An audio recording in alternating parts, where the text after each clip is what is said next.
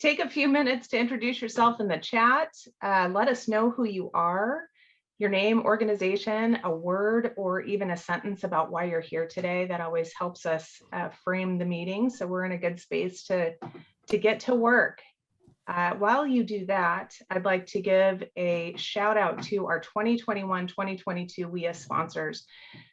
We did change the format back in 2020 to fiscal year. So starting in July, these sponsors have returned to WEEA. We're so grateful for that.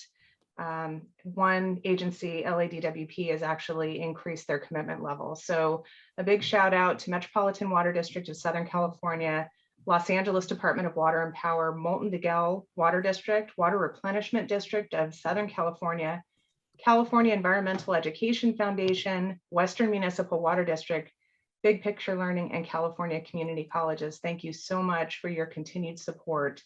I just feel so grateful that you've come back and you've found the value in the work that we're doing here today. Basic guidelines, you guys have seen these a number of times. This isn't our first rodeo, but just to make sure that we're all on the same page, please change your name on the screen that you have in the Zoom application.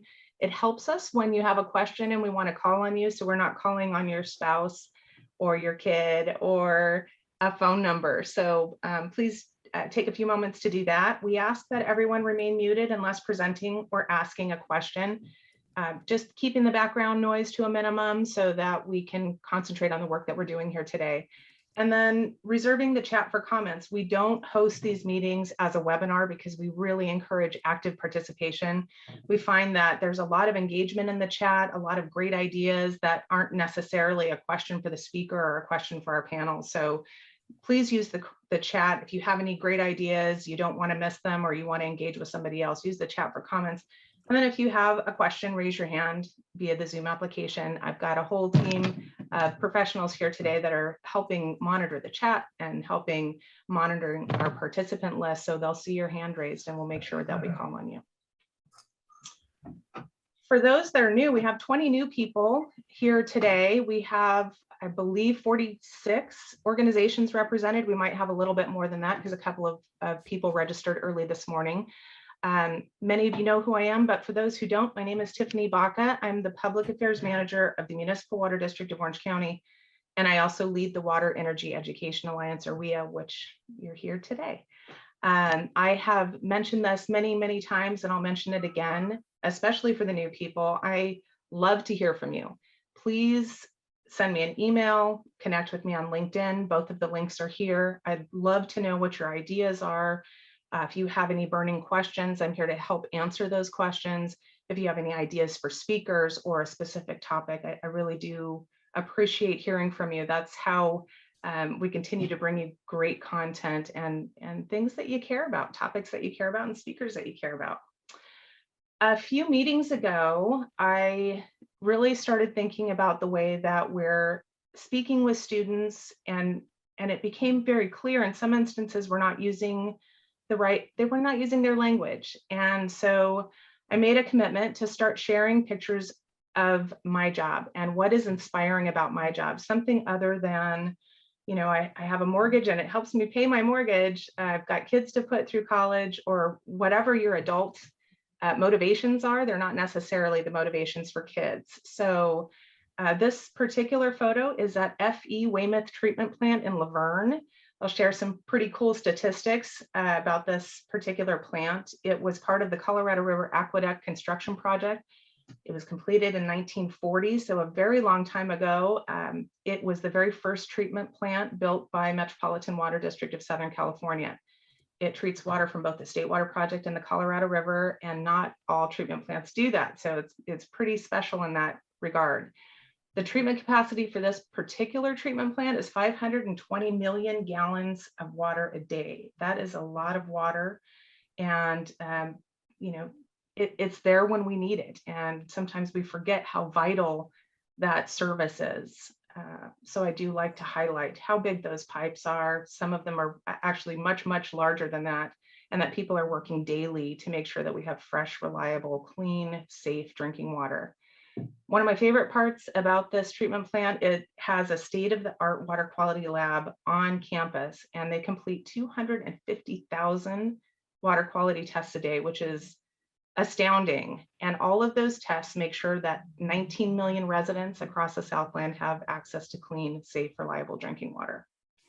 Fun fact, something I really wanted to share with you and kind of remind you about the exciting parts about your job when we're engaging students. I want to introduce our WEEA leadership and support team. So we have Bill Andrews, who actually founded WEEA in 2018. It was his brainchild, and he now provides tremendous support as an advisor as we continue to do this work together. Dr. Adrian Hightower, my pal and compadre in a lot of other forms and capacities, but specifically a big shout out to Adrian for his help with WEEA.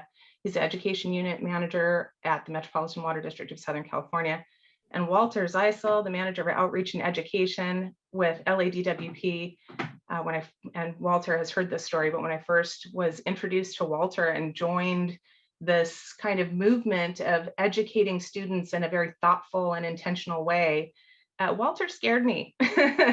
He knows a lot about a lot. And I always thought, oh no, there's no way I'm going to know as much as Walter. So a lot of knowledge in that brain of his, and I'm grateful to have him on our leadership team.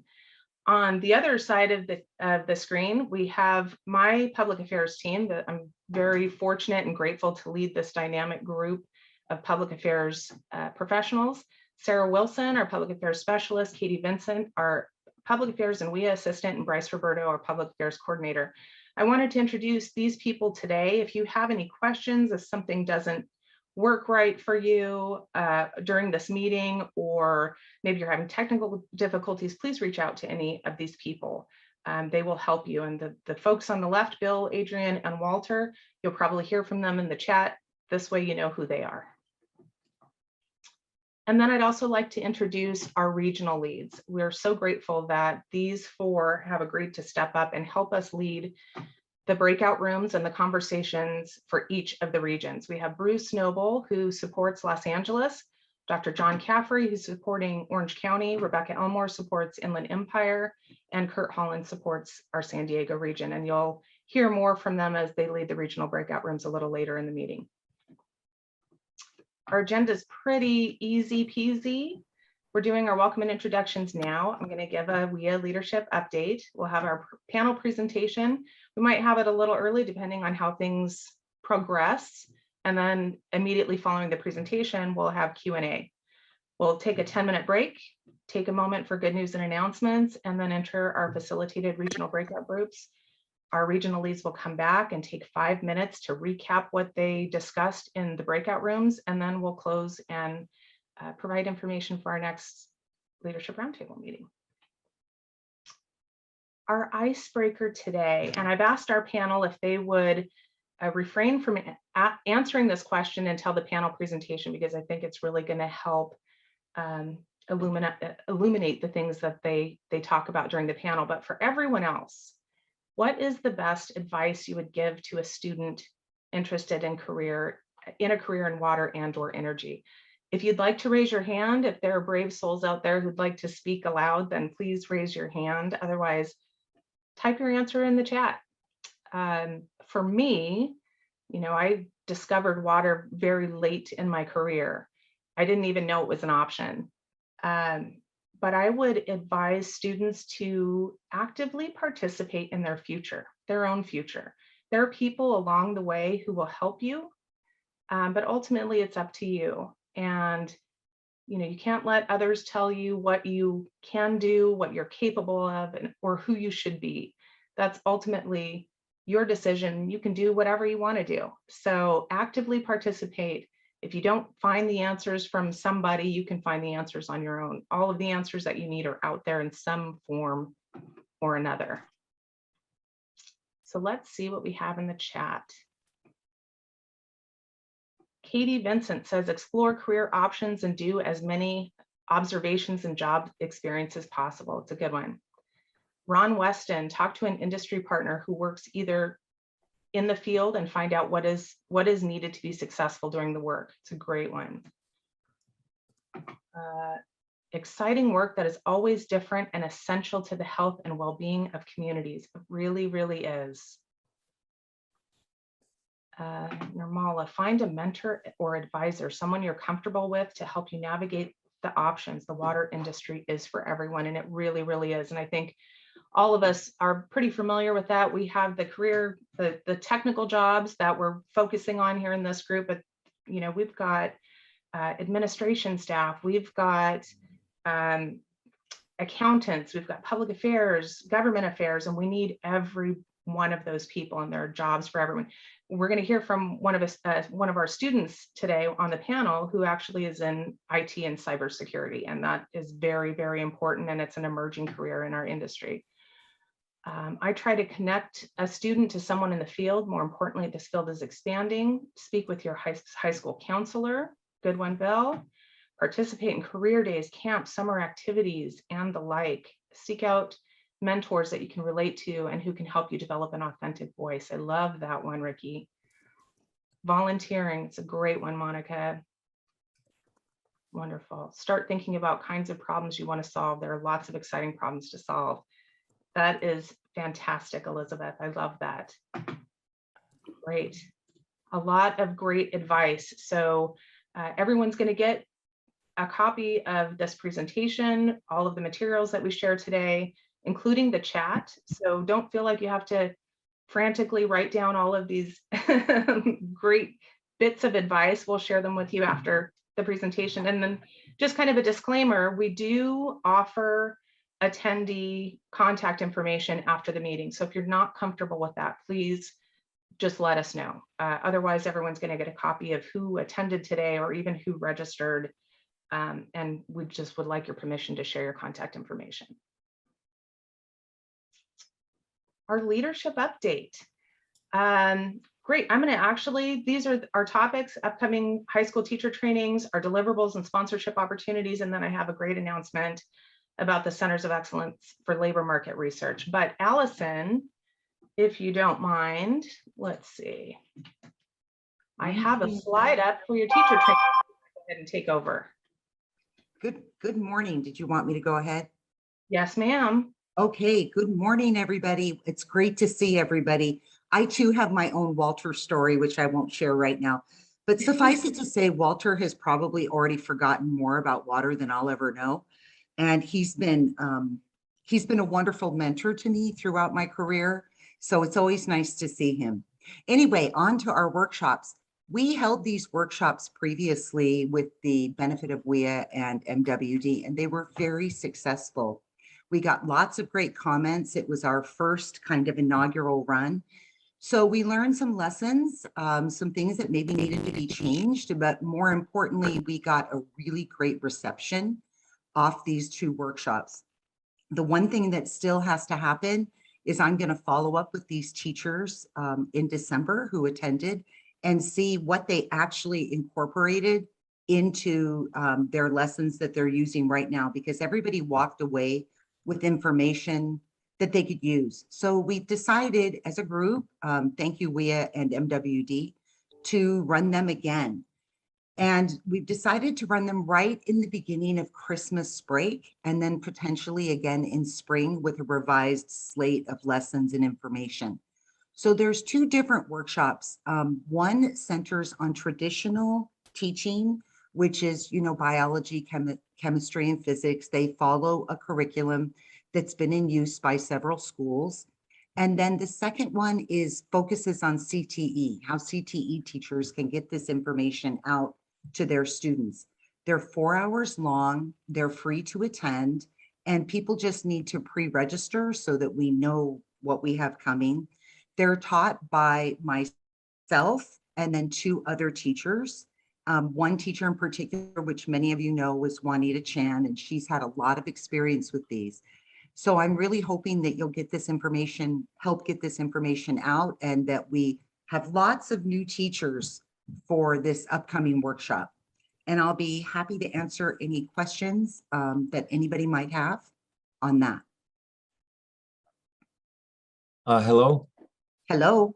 Yes, hi, this is Nicholas Dibbs. I have a question which I've put in the chat, and this seems to be a good opportunity to ask it, Sure. which is um, another way of doing this, in addition to what the excellent work you're doing and your those that you're working with. Can and should water districts seriously consider possibly hiring one or more full-time or part-time teachers to do water career awareness and introductory CTE or non-CTE training classes at local high schools? That is, having teachers that are, let's say, retired, such as myself or other people, or even water professionals, go in and do presentations into the classroom. So having two approaches, one that you're doing now, which is to have the workshops for teachers, and then also having availability of guest speakers to come in and do a one period or two period introductory class or classes sessions to help expose, because there's not enough workers, to get the word out. That's the problem we have, is the bottleneck is the high school kids don't even know about this stuff. So getting more. So I'm just throwing it out as a suggestion. It's in the chat as well. The question is having some full-time or part-time people to go into the classroom and not necessarily put the burden on the teachers to do everything. I think what you're doing is very good with the workshops. This is just a second approach that I would like to throw out for consideration by the group. Thank you. If I can interject, I agree with you wholeheartedly. There's also should probably be a push with counselors as well, because I'm not sure everybody's aware of that career group. In my, those many of you, I've had interaction with many of you in the past, and that's something that we did quite a bit pre-COVID anywhere I've worked, and students are willing, like students are hungry for this information. But of course, that's a much larger issue for a group like WEEA or even for Metropolitan. But I agree with you. Getting to the students first is really important, maybe even as low as middle school, not necessarily even in high school. Get their little brains started as that as a career path in middle school, because there really is a job for everyone within the water industry, even if it's additional treatment, wastewater worker job. I agree with you 100%, but that would be, of course, up to Tiffany and Adrian as well. Well, thank you, Allison, and thank you, everybody. I just would like to have more outreach, and I'm sure all of you probably hopefully agree. So the question is in the chat, and hopefully we can get going and get more done. And I just see this as a science teacher and a former DWR water education and tour coordinator for the State Water Project, that we need to get more exposure into the classroom, however we can do it. And I look forward to attending your workshops. Thank you very much, Allison. Thank you. Could I intercede something too with that? Sure. Of course, LADP is one of the larger agencies, so it may not be representative of everyone, but we've been sending speakers out for years on career days, everything down to elementary schools, and we'll continue to do that. What I'm trying to do, and an additional approach, is to develop new partnerships with specific high schools that have pathways in careers in our area. So, LA itself has maybe 100 high schools, and that's a little much for anyone to deal with. So we're trying to look for schools. Right now, we're working with 3 high schools in engineering, IT, and solar. And I'm trying to expand into Skillcraft, into what they call building and construction trades. So one of that, getting speakers out any way you do it, whether it's your own employees or whether you have contractors to do it and do presentations, is good. But I think another approach may be to try to establish where you can, find local high schools that have CTE programs or career education programs sort of related to utilities in some way, and try to establish ongoing relationships. Because then if you have your staff working with an ongoing relationship with the teachers at specific high schools that have, you're not going to tie in with a school that's got like media or law or something necessarily, but if you have one that's in skill craft or engineering or IT or lab science or something like that, as an example, especially in the careers where you have challenges. If you establish the relationships, then we're trying to tie it under our adopt a school program because of your longstanding partnerships. So I'm just saying, I'm trying something. It's a different approach, but I think any approach you try where you're trying to reach out, I think you need to keep stuff going. And the other thing too is, you can try new things and keep it going for a year, but if dealing with schools, in my experience, if you're not going to prepare to do it for 3 to 5 years, if it's successful, then don't do it, because it takes so long to integrate, coordinate with the schools, that you need to look at it long term. And it's okay to, in larger organizations, to do a little bit a year and expand it.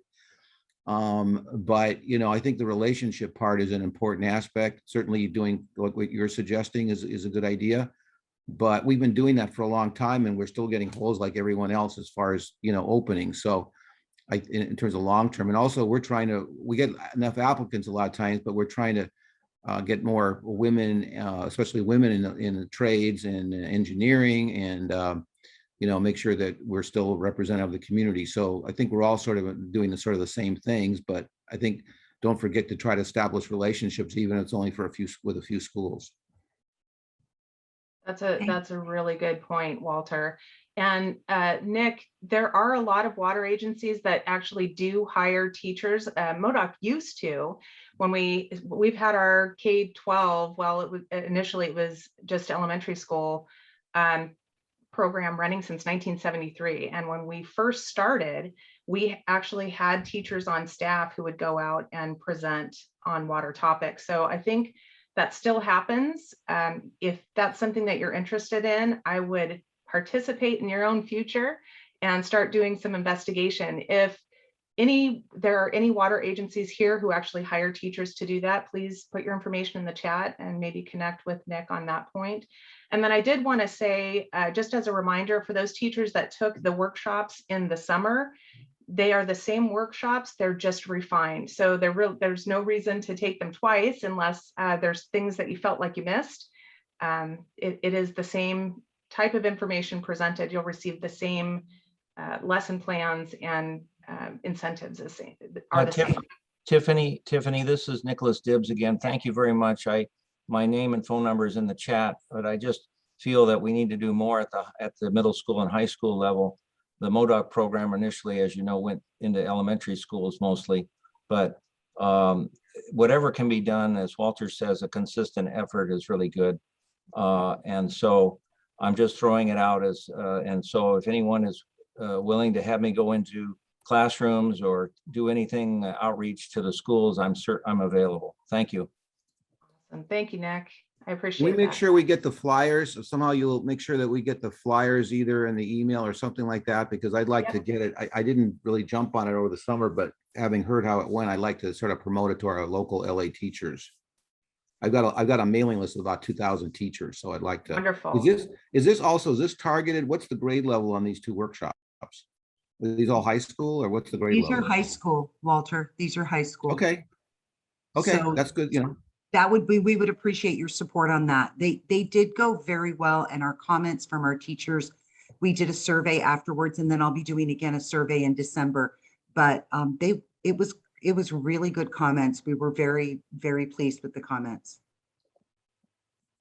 Great. And Walter, Katie will drop that information in the chat, and we'll make sure when we follow up with an email for all attendees with all of the resources, we'll include the flyer for you to grab through Dropbox. There you go, Katie, through the link in the chat for you. Easy to click on and save on your desktop and share with others. We appreciate that. We did have a comment from Anthony. Just throw it out there. This is an opportunity for collaboration with your county Office of Education and other partners. Absolutely true. Okay, do we have any more questions about the teacher trainings? We used to have LA Unified CTE representatives at the WEEA. I don't know if they're here this time, but we do have a CTE representation on that participated in WEEA for a long time. Walter, they can contact me too as well. If anybody else has any other questions, I can put my email in the chat as long as that's all right with Tiffany and Katie. Perfectly okay. Yes, And perfectly fine. you guys can contact me directly if you have any questions, especially if your CTE teachers have any questions, but anybody else can too. Great. Thank you, Allison. Thank you. I appreciate it.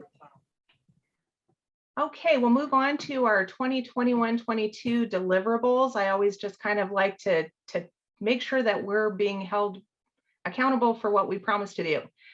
We just started our new fiscal year in July, so we're only a couple months in. These are our deliverables. The links are here on the bottom, and I believe we're going to drop those in the chat. As I mentioned previously, there's plenty of opportunities still to sponsor. There are all kinds of different levels that offer all kinds of different benefits. I always promote our sponsors. There are articles that I write that include who our sponsors are. You'll always get a shout out here in this forum. And then depending on what level it is, you can also participate in our planning meetings for these leadership roundtables. So something to consider. And if you're interested, the links are there. Our top four, growing the Alliance by 15%. Our registration rate today has stayed pretty steady from the last time, but we shot up 20% after each meeting. So we've gone from 32, 40 registrants to over 80. We do have a drop because a lot of people get this information afterwards, so you may not always see that number reflected in the participant number, but we have had over 70 people register for this meeting, and we do plan on growing our participation by 15% this year. So share with others. It's a great collaboration, a lot of idea sharing, a lot of experience in the room, and that's our very first deliverable. Our second is convening 3 leadership roundtable meetings. This is our first. Hosting 2 educator workshops, which we've already done, but we're hosting 2 more because they were so successful. Preparing an overview of SoCal water and energy jobs. And Katie did give an overview of this particular work at the last leadership roundtable meeting. And just to kind of remind everybody what it was, I asked her to go into every single region. This was a massive lift. This is a massive lift. So thank you so much, Katie, for the work that you did on this. We had her go into LA, Orange County, San Diego, and Inland Empire to every water district website and look at their class specifications, and then put together an Excel spreadsheet of the jobs that water and energy are offering, the education and or certifications that are required to get those jobs, salary information, and then at the time, the job openings that were available at that time. You know, salary does range from industry, from agency to agency. So in some instances, we did have to do an average. We don't recommend that you take this very important document and share with students to promote water and energy industry jobs, but we do think it's a valuable tool for us to get a very good idea of what's happening around Southern California. We can go ahead and drop a link to that in the chat as well. Everyone has access to it. And that was a huge lift. And that actually was one of my bargaining chips for our next segment, which I'll talk about in just a little bit.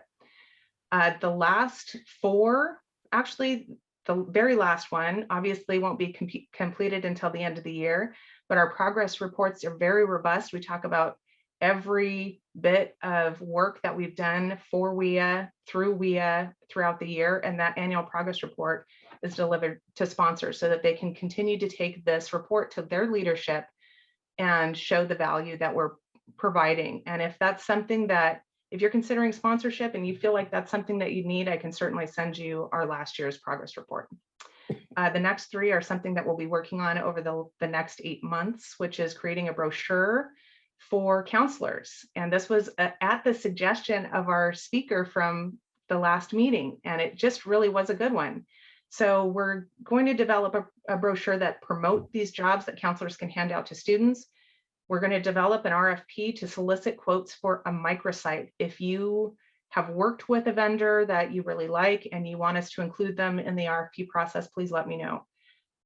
Just send me a note, or put it in the chat, or contact somebody. We'll make sure that we include them in the RFP solicitation. filming and promoting one video highlighting careers in water and energy. I also want to hear from you. I know a lot of us have done separate work in this arena, but we want to produce something that everybody can use. We would give this video to you to use in your service area, to put on your website if you need that. What type of jobs do you need help promoting? What type of points do we need to hit to highlight these careers? Again, please send me an email. Let me know in some way what your ideas are about these deliverables. And then our last item, I'm very excited to announce this. Back in January, the very beginning of this year, I began a conversation with the state director of the Centers of Excellence for Labor Market Research. And we've been saying for a very long time that we're in a silver tsunami, and only a very select sections of our Southern California water and energy industry environment have the information that they need to get the support that they need to build these career pathways. Many of us don't. So the idea is that the Centers of Excellence, they support California community colleges and then ultimately businesses by providing the workforce information and insight that we need to move forward. Community colleges won't build these pathways unless they have the information that supports it. Our leadership won't fund it unless they have the information to support that. COE prepares customized information on jobs specifically like ours, economically critical industries and occupations. There's a link up here at the top so you can kind of see what some of their work entails and what it encompasses. But they have agreed to do a statewide analysis and report on water industry jobs. And I'm so excited about this because this is the information that we've been waiting for. At the very beginning of our, when we assumed leadership of WEEA in 2020, that was one of the things that we really put on our deliverables and we really wanted to have it done. We produced surveys, and I know that Bill and his team produced surveys before, and we just didn't get the input or the information that we needed to support the work that we're doing here. So they've agreed to do a statewide analysis. Not only are we going to understand what our silver tsunami gaps and other gaps are, we're going to understand them from north to south. And I think this is going to be really important for students interested in a career in water.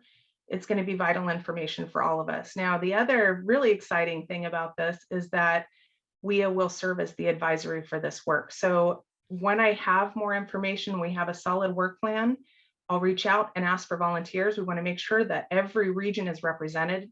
This organization doesn't do this in a silo. They use industry partners to help gather information. So forewarning, there's going to be some work.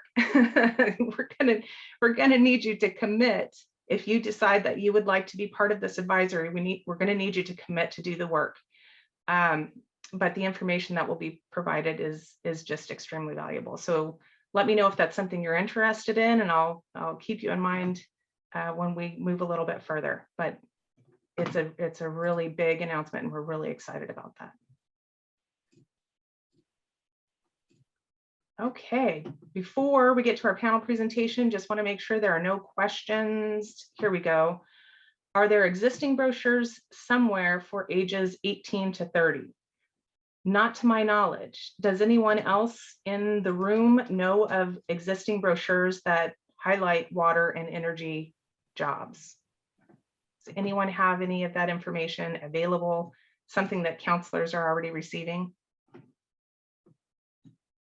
I don't see any hands, and I don't see anything in the chat. So another very valuable thing that WEEA is going to be producing this year. Tiffany, I want to say that the Inland Empire Desert region does have some marketing collateral for energy and construction and utilities in a broader sense, but not anything specific to water. If a broader brochure would be helpful, just let me know. Perfect. Yes, I'm letting you know, Rebecca.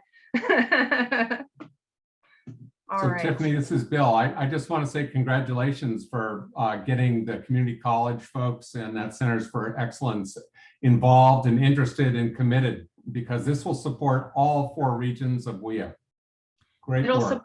Thank you, Bill. I appreciate that. It was a long haul. Yeah, And I threw a lot of things to sweeten the pot because they have a lot of work already on their plate, and they decide every year what type of projects they're going to tackle. And Centers of Excellence actually has 7 regions. So not only are we supporting our 4, but we're also supporting Northern California as well. And when we get to the advisory period, I am going to invite Bay Work and then recently formed IE Works to the table too, because we don't do this in a bubble, and we certainly can't speak for everyone. It's up to each individual region to help identify that need. So thank you for that. It's been 8 months, but I was so excited, and I was at home when I finally got the news, and I didn't have anybody to tell. I couldn't wait for this meeting. Tiffany, this is Bruce. What I think you'll find, the unintended consequence of this is you're going to find that we did a similar primary survey through COE, I think 3 years ago or 2 years ago. And we found that the certified folks with their distribution and wastewater certificates probably are a smaller number of the total employer opportunities within the agencies than we might think. So as long as, we stress a lot for certifications, et cetera, but there's a lot of different certifications that could fit into that workforce that we may not necessarily think of off the top of our heads. I just throw that out. We had a pilot program that was put together for for Southern California, probably it was just after the DWP meeting we had before into COVID. So it's really exciting, especially if the COE has signed up for this as a statewide exercise. I think it'll be really great. I agree with you, Bruce. Thank you for that. And for our regional leads, obviously you do a lot of work in the region. So if this is something that you would like to participate in, I think your experience, your background, your expertise would be really helpful as we help guide this work. And it's covering. I think I can speak for all my colleagues, and yes, we're prepared to help with this. And it's covering both water and energy, right? Yes, Walter, it is. Yes. Yeah, I think it'll be really useful to help. I personally, I know that, and not to take too much time, but I just did a little bit of research internally at Water and Power, because there's the EXP organization on November 5th has a career event, and they have a session on certificates leading to high-paying careers, high-paying jobs. And I did a little research internally, and this is probably everyone, probably at least the community college people, are probably aware of this, that what I'm aware of is specifically with regard to certifications, the water treatment area, or wastewater treatment, or the other one has certifications that are required. In our case, they also have to, there's also state exams related. Mm-hmm. And so in some cases you have to get the certification from the community college, and then you have to pass the state exam, and then you qualify to take the civil service, at least in our case. Maybe some of the agencies are different. There's another course that we have that LA Trade Tech did in the energy side. It's not a certificate per se, but it is some kind of requirement called Introduction to Electricity. That is I think at least in one, I heard at least in 1 or 2 Schoolcraft positions, it's one of the requirements. So there's these different, and sometimes it's localized, but in the credential of the water treatment, wastewater, I think it's statewide. And some of the community college professors and staff would know that better than me, but I was just looking at it to help with that one thing. That's something I learned, just to double check. Yeah. Well, how about you join our advisory, Walter? Don't waste that very important knowledge. Or maybe I can talk to one of my HR people that work on that, more. I'll see, or one of our, me or someone else. We'll try to get someone from us. Perfect. Yeah, Adrian and I have discussed having a separate kind of sub meeting for WEEA and HR representatives specifically. So we'll talk a little bit more about that, but definitely bringing the HR folks on board because this is what they do. Identify where those workforce gaps are and what we're going to need to prepare. And sometimes you have to work with them on a partnership. So I've already been told by a recruitment, just in person, maybe this is too specific to us, but after working with them for, several, with WEEA from the beginning, Bill and I started working with that recruitment group. And they've now said they want to assign, staff to work with us. So they're open. And this is the kind of thing that I would think to be right up their alley. So I will let them know that, and then we'll go from there. But hopefully, I don't know if there's anyone at this meeting today. I'm hoping, but they certainly, I'm sure, I know they were invited, but we'll double check. But anyway, we'll try to follow up from our end. Sure. Sounds good. Thanks, Walter. Okay, we're running a little bit behind schedule, but we actually had a few minutes that was built in. So I think we're good to go ahead and move on to our panel presentation. Each of you received the invitation, so you know what we're talking about today. We're creating pipelines of talent for future workforce security. And I'm so excited about this particular panel because it's a story. So we're talking about the problem at the very beginning, what the solutions are, who came to the table, and then finally we're going to wrap this up by hearing from two students who were directly impacted by the work of Tomorrow's Talent and East Valley Water District. So this is our expert panel. Dr. Dale Marsden, founder and CEO of Tomorrow's Talent, John Mura, general manager of East Valley Water District, Carrie Bryan, director of administrative services, Jude Osborne, a student intern. He attends Cahoon High School and also is an intern at East Valley Water. And Tyson Rhodes, who is in his first year at California State University, San Bernardino. Congratulations, Tyson. And also is with East Valley Water as a student intern. I'm going to start. My understanding is that I'm going to introduce Dale and kind of tell you a little bit about his background, and then he's going to introduce John, and then so on and so forth. So Dale is such an inspiration. He has done such great work. I'm very pleased to know him and very pleased that he's agreed to put this panel together himself. So along with Zachary, his right hand, Dale has recently served as superintendent of the San Bernardino City Unified School District, which is our California's 10th largest school district. So it's large. This responsibility was a big one. During his tenure, the San Bernardino City Unified School District team experienced a historic increase in graduation rates from 66.8% to 93.6%. That's a massive jump, surpassing county, state, and national graduation rates. This is something that he knows like the back of his hand, and he's had great success in this area. He is a veteran of the United States Air Force and has nearly 30 years of experience in public education. Huge background. He knows what he's talking about. And he's also now the founder and CEO of Tomorrow's Talent, which is a company focused on bridging young adults age 16 to 24 to work-based learning experiences. He's going to introduce our panel, and they're going to tell you this really incredible story, and maybe give you some ideas of what we can do together to help you reach some of these same success levels. Dr. Marsden. Thank you, Tiffany, and good to see everybody. It's not our first time with you, so we're excited about the presentation today, but also having been with you in the past. Tiffany, Katie, thank you for the invite and the opportunity. Very excited to be here. Excited to see some of our partners in the room, Kurt and Elliot, and also Antoinette with Big Picture Learning. They've really been a source to us to help track and manage student internship experiences, and as well providing just a host of opportunities for students through the Harbor Freight Fellowship, providing some financial incentive to students who are in the trade-related fields of water, and then also providing just a great background and context for mentor-supported scholarships and work that we're engaged in. So, and also seeing Melita in the room with us from San Luis Valley Community College, a great partner from the community college experience with the students, many of our students, this being their first community college experience. So excited they're here.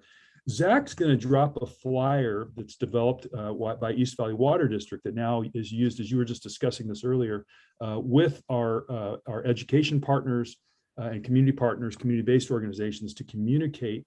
Because going back to your question, what's the best advice to students interested in a career in water and energy. Well, the truth is kids just don't know what they don't know. And especially in communities where we're serving as San Bernardino City is a community of largely disengaged and disenfranchised students. You know, there's 92% of students are traditionally marginalized students in the city of San Bernardino. 90% of students come from backgrounds of poverty as classified by free and reduced lunch. As a matter of fact, the area where the new wastewater management facility is being built, that you'll hear more about, the median income is around $15,000 a year. I want you to get your head around that for a minute. That's no joke. When you're trying to live a life, I've talked to parents, they're not even thinking about future, they're trying to just survive. And so that's where this work comes in. I've spent 25 years in public education. I got to tell you, Houston, we have a problem.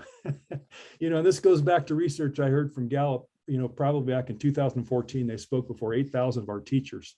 And they shared data where they surveyed all the chief academic officers on the planet and said, hey, you know, how well are you doing preparing kids for the real world of work? 96% of our educational institutions, including people like me, said we're doing a great job.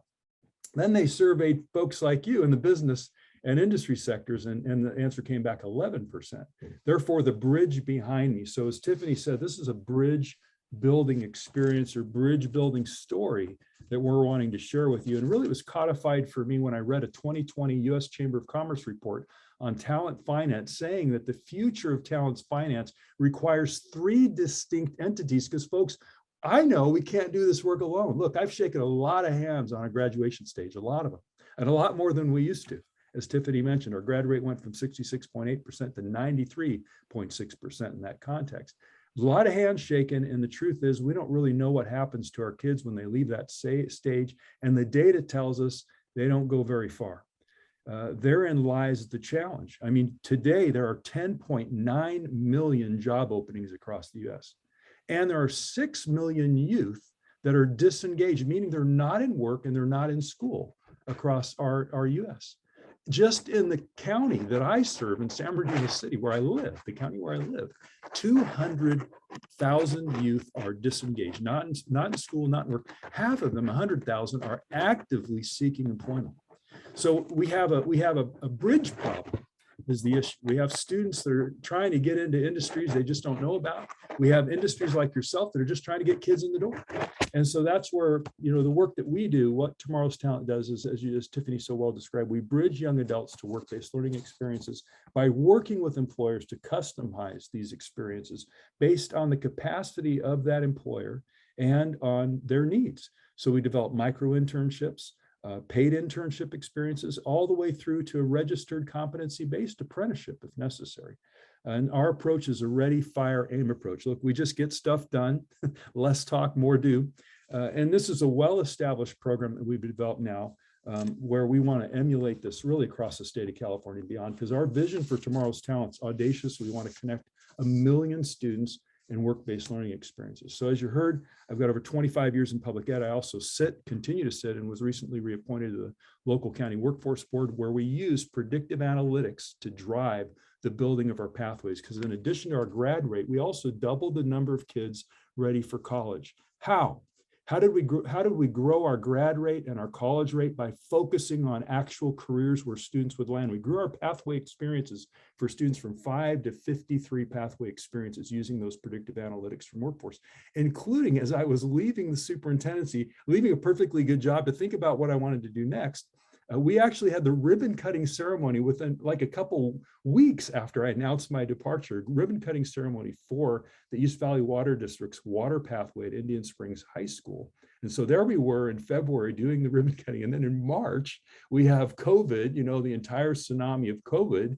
We'll get to the gray tsunami. John will get to the gray tsunami, but this COVID tsunami, how are we going to do this? And here I am stepping off to launch a company in the middle of one of the worst pandemics ever. But what we discovered is an opportunity existed there. And we really worked hard to overcome the barriers that not only did the students face, but the systems faced, trying to make this happen and make it come together. And so, as I said, I've shaken a lot of hands, and we want to see our kids do well, because Jim Clifton spoke in his book, The Coming Jobs War, that I've often used as my Bible. Gallup surveyed everybody on the planet. Everybody wants the same thing, no matter the color of their skin, their country of origin, the language they speak, their income status. They just want a good job to provide for their family. That's the bottom line. And so with that, to date, we have engaged during this COVID pandemic in this past year, nearly 24 employer experiences for students with about a dozen employers where 69.5% of students are traditionally marginalized, and 26% are female. We've really worked hard, and East Valley Water District held about half of these student experiences in water operations, wastewater management, human resources, and most recently, as you heard, in cybersecurity. And by the way, just as a footnote, cybersecurity, not only is it growing, I was just at a presentation this last week at Cal State San Bernardino, one of the nation's centers for excellence for cybersecurity. They shared a new statistic. There are 450,000 openings in cybersecurity just in the US. In our state, there are 67,000 openings, and we know this field touches every part of every industry. And so we're so excited to have Tyson with us today. This all takes leadership. East Valley Water District, John Mira is the most visionary, motivated general manager and quite frankly, CEO I've personally had the pleasure and experience to work with. He cares not just about the work that he does, but he has a vision for the future of this community. He's incredibly passionate, he's engaged. John is all about community legacy work. You'll hear from him. You'll hear from his visionary human resource leader, Carrie Bryan, and the hard work she's done to hardwire this work, all the way from the activities that engage the students to board policy that Tomorrow's Talent helped to craft with them, to present to their board, to codify this as a standard institutionalized practice. So there's paid work-based learning experiences for local talent. See, the whole goal here is local employer, local talent, local economy. And that's what we're working to drive home. And so you're going to hear from Carrie. You also hear from our students, Jude and Tyson, who can attest for themselves and many of their peers who have participated in these experiences as having a life-changing impact on the trajectory of their lives. And let me tell you, one of the things we got hit with a lot when we're trying to build pathways for students, when I was superintendent, 53 different pathways, was that transportation becomes a barrier. Well, let me tell you something. And Jude's one of these success stories. I just got to share this little tidbit of information. Jude solved his own problem because, see, we created a virtual paid work-based learning experience for him. After he was paid, he took that money, and thanks to Harbor Freight Fellowship, who provided that money through Big Picture Learning, and used that money to help buy his first car. Well, now guess what Jude gets to do? When he graduates high school, because he'll be certified in March, he gets a priority interview, and he gets to drive his own car to his own job, starting at making $45,000. Of course, he's got to get the job. Nothing's handed to you. But think about that. That's changing the trajectory of lives, one student at a time. And so grateful. And with that, I just want to turn it over to a man who really needs no introduction. He's been doing this for a long, long time. I want to turn it over to my good friend, colleague, and champion in this work, John Mira. Thank you. Thanks, Dale, for the kind words and the introduction. And thanks to everybody for allowing us to kind of just describe what we're trying to do and honestly ask for your help and support and ideas to make what we're doing even better so that we can actually impact more and more kids and replicate it across the state of California. As John Mira, I'm the general manager and to future students or people entering into our field. And I think my suggestion would be to be patient. And it's not where you start, it's where you finish. I started off as a jackhammer guy on a street crew, and now I'm the CEO. But it took patience. And once you get in the door of our industry, there's so many opportunities, as mentioned before, not just on the technical side, but the administrative side, engineering. There's just a career for everybody if you give it a chance. So it's not where you start, it's where you finish. So as mentioned, East Valley Water District is a water and sewer provider. We're located in Highland. We serve all the city of Highland, about a third of the city of San Bernardino, a bunch of unincorporated county pockets, including Samuel Bend of Indians and the Patton State Hospital.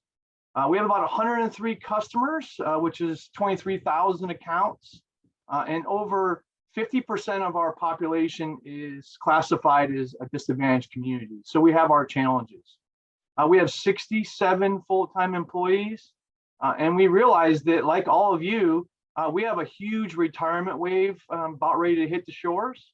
Carrie and her work did a really good job of internally analyzing, where our talents are and where our superstars are and when are they going to retire. And what we quickly found out was 45% of my employees are eligible for retirement in 5 years. If you talk the talk about how important your employees are to the success of your organization, and you don't actually recognize that you need to put some energy into those employees, then you're going to fail. And thankfully, Carrie rolled up her sleeves and did a whole bunch of work with individual employees where we actually career mapped every single one of our employees. We went ahead and flagged when key personnel would be retiring, and we notified everybody as a completely open book deal. Thankfully, our employees were willing to be transparent about their retirement plans, where we said, if you want that job, what is it going to take you to be qualified for it, and then provide them education opportunities, cross training, any of the things you would need to be able to apply for that job, not get that job, but apply for that job.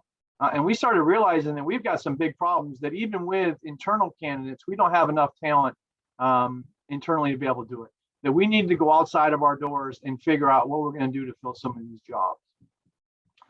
So we'll go ahead and put that aside. So we know that we need to be very, very aggressive. We also had an opportunity when I came on board. We had great technical staff 10 years ago. I got the East Valley Water District and quickly realized that our strength was our team, but we weren't doing a really good job in the community. And I think, like most water agencies, we're a victim of our own success. Typically, our water always flows and the toilets always flush. So everybody takes our hard work for granted, quite frankly. And it's not even on their mind map what's going on with the utility. They just turn on the faucet, water comes out, flush the toilet, water goes away, and they pay their bill once a month. And that's really the interaction that we have with our community. We realized that wasn't going to get it. We had to do a major rate increases. We had to do major infrastructure improvement projects and take on some big tasks that, as you all well aware, require a higher degree of public participation than ever before. You just can't get projects done in any field, more or less our field, without doing the work and understanding how you're going to impact people and get their buy-in and their support. So we wanted to get engaged in the community outside of the traditional water and sewer. So we did one thing, which was, I think, game-changing for our organization, which was to adopt an elementary school that's right down the street from Indian Springs High School. It's called, I'm drawing a blank. Anyways, it doesn't matter. We went ahead and went into that school and said, hey, listen, what can we do to help and make things better for this community in a small way? And it ended up being a huge thing where we actually, our individual employees raised money out of their own pocket to put together a backpack and have the entire school supplies needed for an entire year for each of our students. So our employees go out there at the beginning of the school year and hand out a backpack, which is really cool. We interact with them. They're super happy that they have those supplies so they can be successful. In the fall, this time of year, we go ahead and raise money for sweatshirts because it's sad to say these kids don't even have jackets. I mean, it's really that humbling. And we hand out sweatshirts for all the kids, and they're all the same. So there's no differentiation between you've got money, you don't have money. Everybody's wearing the same, which is really awesome. And then last but not least, at the end of the year, before they go home for summer vacation, we raise money to buy sneakers. And we sit and our employees get the opportunity to hand those sneakers out and try the sneakers with the kids and really interact and make that connection that we're not just a water agency, that we're a public service provider. And I'm thankful that I have a staff and a board of directors that allows me to really kind of push those lines of what our role is in the community outward, not inward. So that's awesome. And the name of the school is Hunt Elementary School, by the way. And again, I got an opportunity to then meet with Dale, and I wanted to see what we could do at the high school.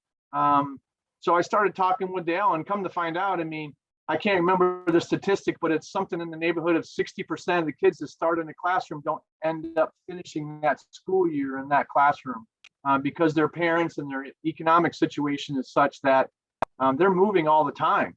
They're on to the next apartment, they're on to the next housing development that they can get room in. And therefore, the teachers, no matter how good they are, how good the curriculum is, if you don't have that consistent voice or that stable home environment, and you're always in upheaval, I'm sorry, the kids aren't going to be focused and are not going to be academically successful. So anywho, with all that going on, we decided that we were going to build a $200 and some million sewer treatment recycled water center, which is kind of the core of our job. I mean, we wanted to build a recycled water center and put water that was in the past going down the Santa Ana River to many of our Orange County people on the line here. And we wanted to put in our own local groundwater basin so that we would have redundancy and reliability in our water supply system.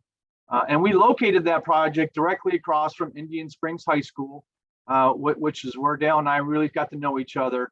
And it was obvious to me from a public outreach standpoint that if you're going to build a sewer treatment plant right next door to a high school, from an environmental clearance standpoint, you're going to have some challenges, and you're going to have community support. So we went and started visiting with the principal. We got to know who the shakers and movers were at the high school. There was thankfully formal organizations of parents that were very active in the academic and social elements of that school that lived around that school that we were tapped into. We started talking about what our objectives were, and it wasn't just to do the sewer and water treatment plant. It was also to create and change the whole dynamic of that neighborhood by investing largely in social elements that not just from an infrastructure standpoint would improve the quality and standard of living, but from a social and hopefully economic standpoint to really change the dynamic of that area. So we started talking about it and we're like, hey, wow, this is really kind of cool. And again, with Carrie's career mapping, we realized that we, again, had a challenge, but also an opportunity. Dale shared with me, and I was able to tour a couple of the very successful pathway programs that were being conducted at Indian Springs High School. And, the idea came that, hey, there's a gap here, and maybe we can develop a pathway program for water and sewer certifications that would allow us to go ahead and populate and educate some of these individuals at the schools to fill the gaps that we know we're going to have, but also that we're experiencing throughout the industry. So the Water Resource Management Pathway Program was born. And what we decided to do is really house it at Sterling. Given the fact we were going to have a state-of-the-art facility that was really cutting edge in every way, right across from the high school, it really presented us an opportunity to go ahead and deal with the STEM education programs that were going on, tap into the community college opportunities, and create a situation where we could actually have the kids have a real life experience on what they're learning in the classroom, but also provide them an opportunity to have a state certification that would qualify them for a fantastic career in the water and sewer sector. So again, we've seen that the elimination of classes aim to encourage skilled trades. There's only 6% of high school students even consider a career in the trades nowadays. I think I'm guilty of it, and many of you on the call are guilty of it. But for our kids, it's like, you got to go to college, you got to go to college, you got to go to college. And the truth be told is that's more of an ego deal for the parents than it is, are you setting your kids up for success? And I'm not saying that the college path isn't a great path, and I've benefited from it. But at the end of the day, the jobs aren't in the college careers, the jobs are in the technical fields. And you can get a job and then go to school at night. And Dale always talks about, learn while you earn. And I did that path where I worked at a city on a jackhammer street crew, and I went to school at night because they had tuition assistance, and I was able to go ahead and pay for my education while I was working. And oh, by the way, I think I was a way better student when I had something to apply those lessons in the classroom I was learning into the field that I was actually working in during the day. And it separated me from my peers, honestly, and allowed me to probably promote faster than most of them expected because of my educational paralysis outside of work. But I had bills to pay and mouths to feed just like everybody else. So I couldn't take the traditional path my mom and dad sent me off to school and, had a credit card and a car, and I could join a fraternity and live the dream for 5 or 6 years. I had to work. And many of you and the kids that we're dealing with, don't have those options.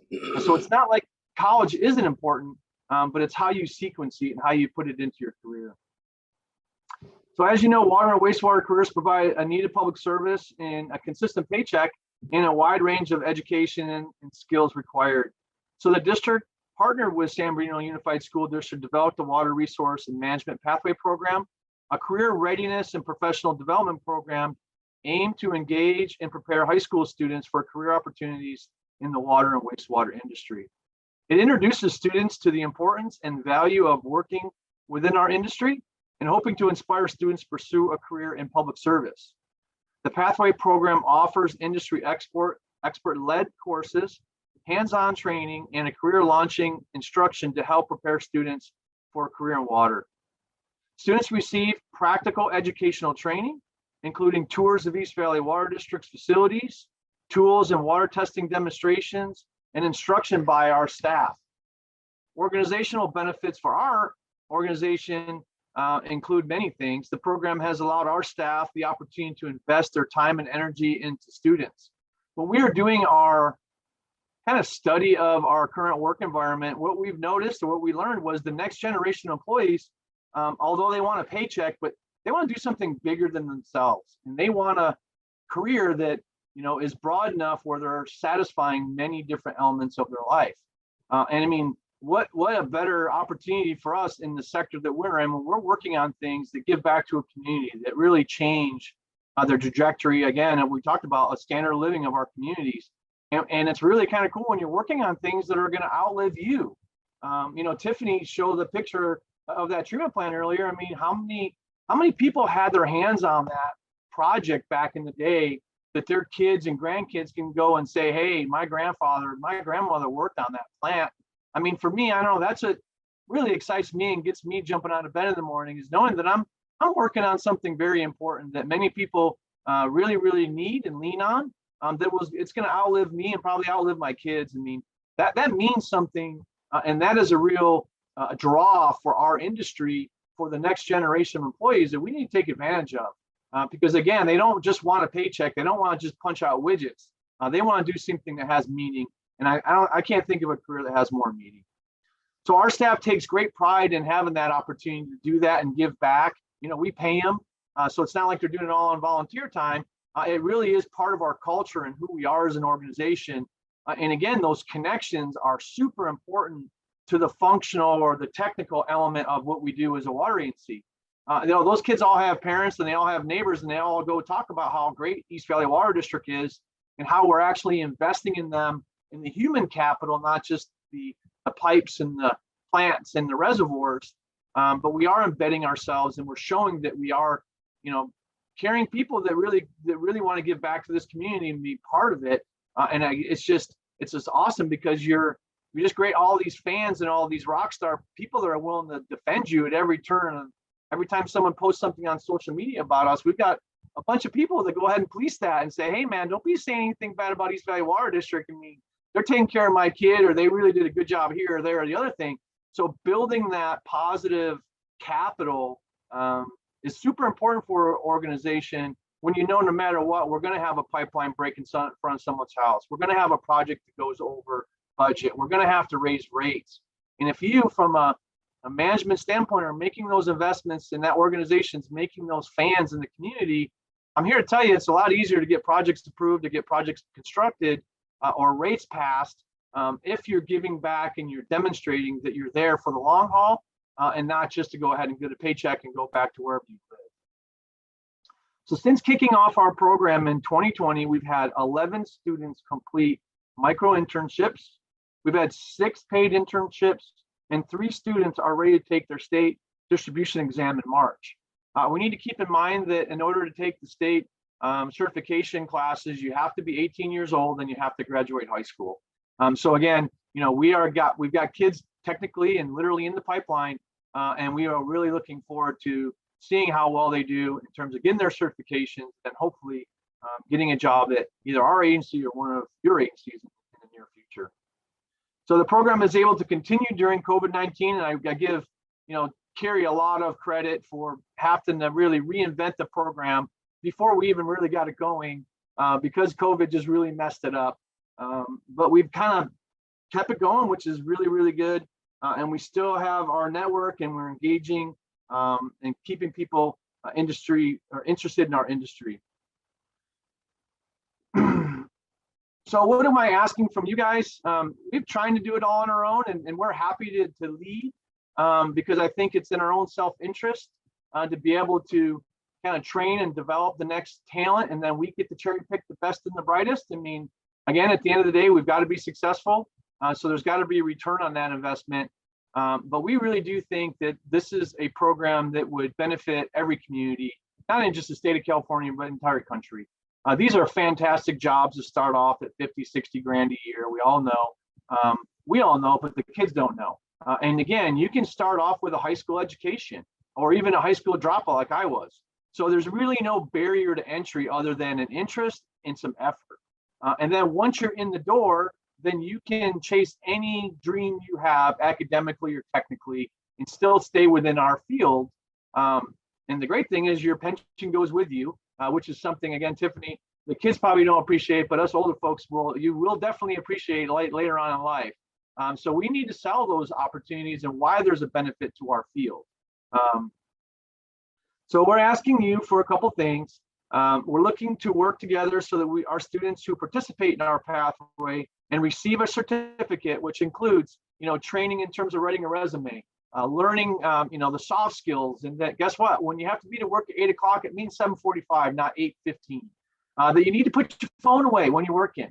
Some of these skills are unfortunately just not being taught in the schools anymore. And we're teaching them, how can you be hireable and what do you need to do to separate yourself from everybody else? They also they go through mock interviews. And again, we want you to recognize the effort we're putting into these students when you see that they went through our pathway program and they're accepted. And we're hoping that you'll at least give them an interview. At the end of the day, I tell our employees and I tell our students that it's all about performance-based. At the end of the day, I don't care, how long you've been doing it. I don't care who you know. You're going to compete for those jobs, and we're not giving you any of them. All we can do is set you up for an opportunity. I'm not guaranteeing you a job. You got to go earn it. And that's the only way it's going to be successful is we make you more qualified or more desirable than anybody else. And then you get that job because you're the best. And that's what we're striving to do. The Pathway program is an educational model that will invest in your community and our district employees and allow students to see what's out there in the water career. So again, we want some partnerships. We would love it if you would want to replicate this with the school next to you. We would love it if you'd be willing to take on some of our internships. We'd love it if your employees want to be involved in the mentoring and the coaching. We're trying to figure out now that the kids get through our program, but it might be a year before they can take the test. So we need to stay with them and we want to assign them to a mentor that will work with them throughout that year to get them prepared for taking the test. As you know, it's a really hard test actually, but also just work with them and help them apply for jobs or look for internships or whatever it is. Because at the end of the day, we have to make those connections with the students. And, for me, I had great mentors, we've all talked about it. And I still don't know what I want to be when I grow up. But I do know I love what I do right now. And I love it when we give other people opportunities to have success and to be able to, feel like their life has meaning. And I can tell you it's made a difference in our organization internally. And it's allowed us to be very successful, externally. For the general managers and finance directors or engineers on the line, we had a rate increase. We went from a flat rate. We didn't have rate increases for 10 years. And we switched from a flat rate to a budget-based rate, which is very complex and very hard to understand. And it was drastic rate increases, about 34% over 3 years. And we worked, not only with educating people on why we needed those, but also what we do to the community. We had 11 people come to our public hearing. And 10 of them were there to enthusiastically support rate increases because they knew what we were doing to our committee or to our community, and they wanted more of it. Only one person complained about how much money we spent on our headquarters, but hey, that's pretty good, man. 10 out of 11. I've never been to a rate hearing where people are actually enthusiastically pushing the board to pass rates on each other. But that just goes to show you what you can do. And that's helped us with the Sterling Natural Resources Center, which, experienced a lot of litigation and a lot of push and pull. But what carried the day and the reason why we're about ready to open that thing in 6 months is because the community around it demanded that we move and demanded that something be done. and they expected and wanted change in that community. And they see that sewer treatment plant. I mean, think about it. A sewer treatment plant is the catalyst for change in that community. We've built it where you can have events, you can have weddings, you can have, concerts in the park, movies in the park, farmers market night. It's going to actually be the center of a community versus something that we've done in the past with sewer treatment plants is put them way on the edges of the community and kind of hide them behind fences. And we're trying to change the model that, public improvements can be a foundation to improve communities. They don't have to be something you're ashamed of or you have to hide. And again, having the ability to tap into those students and provide a pathway and a pipeline of new talent is amazing. It helps our community be more successful economically so that we don't have people not paying their water bills. And it makes our students and our talent stay local. In San Bernardino, we have a challenge bringing talent from Orange County and LA County to come work in our agencies. So, we've got to invest in our own backyards, and we've got to change the dynamic where people want to be there, they want to live there, and they want to work there. And that's when we're going to be really, I think, changing the hearts and minds of people saying, hey, man, this is something really amazing and we need to get behind it. So as mentioned, I love this program. I think it should be replicated. I hear people on here have a lot of questions, and I hope we do. And we want to take the ball and move it forward and make it from 11 to 1,100 and from 1,100 to 11,000, from 11,000 to 1 million that Dale wants. So obviously I have some good ideas and I can talk about it all day long, but you got to take these words and put them into action. And that's where my Carrie Bryan, my Director of Administrative Services, comes through for me every single time. She's been amazing. And she's, again, taken all the talk and put it on paper and worked with other people to make it a reality. So with that, I want to introduce Carrie to maybe give you a little bit more detail about what we're doing and hopefully answer some questions you might have. Thank you. Thank you, John. Good morning, everyone. Thanks so much for having us here. I'm excited that we really get to share this program with you and hopefully gain some partners along with to help us with our program. So as Dale mentioned earlier, we're only about a year and a half in to our program and in the midst of a worldwide pandemic, but it's been very successful so far. Once I'm done speaking, you'll get to hear from Jude, who's one of our very first interns to complete the program, and then Tyson as well, who just finished up his new hire orientation with me last week. So hopefully they'll get to share some of their experiences so far with you. But I think the students are really, really enjoying what we've had to offer them so far. They're enjoying the hands-on experiences and exposures they're getting, along with the classroom experience and the industry experience from our industry professionals. So one of the things when we were kicking off this program is how do we gain the students' interest? So I worked very closely with Dale and his team and our public affairs department, and we came up with a really great recruitment campaign. We have an awesome recruitment video for the students, which we're not sharing with you today, but hopefully I can get with Tiffany and we can get that over to you. It's just about 1.5 minutes. And it's got some of our employee testimonials and shows some of our employees at work. So that was really great. And then once we gained that student interest, we were able to pair the students up with a school district mentor. So they go walk them through the process of getting them enrolled in the college classes. Our hope at one point is to have a CTE teacher dedicated within the school district to offer the courses for the students.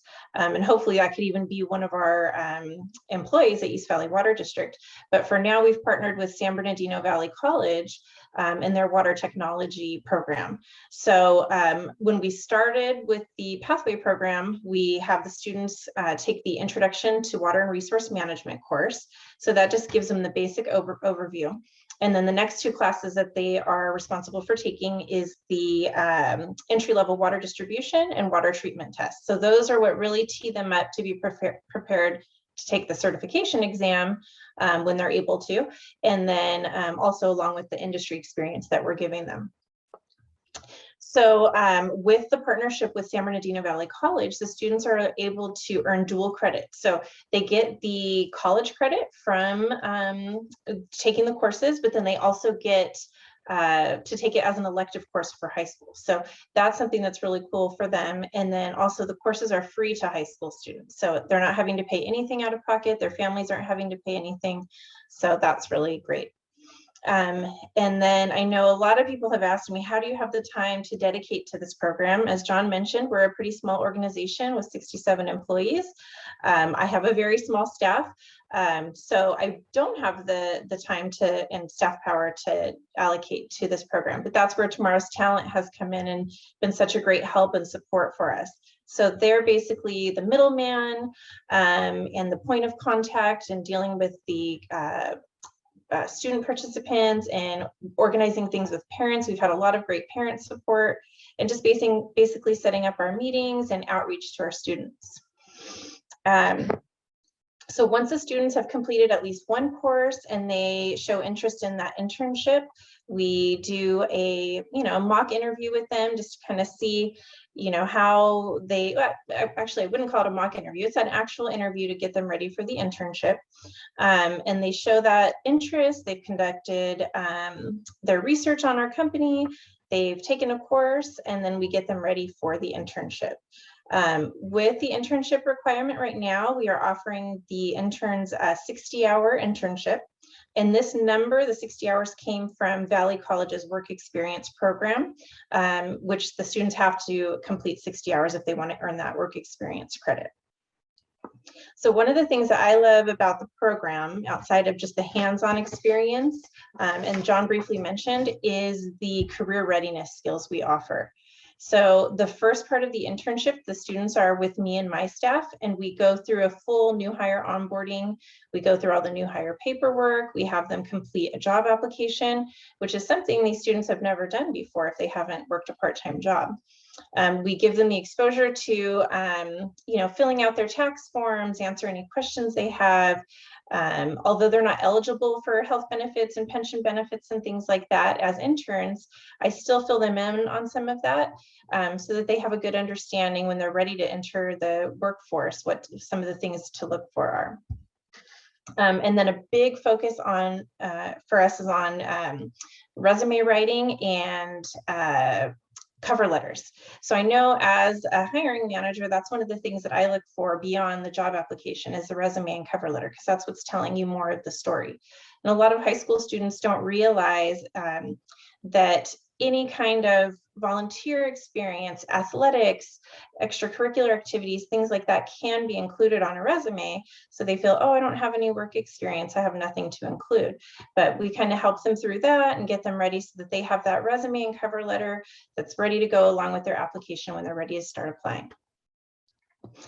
Once they complete the HR portion and the career readiness portion, we pair them with a mentor for our interns that are going into like the technical trade field. We pair them with an operations mentor.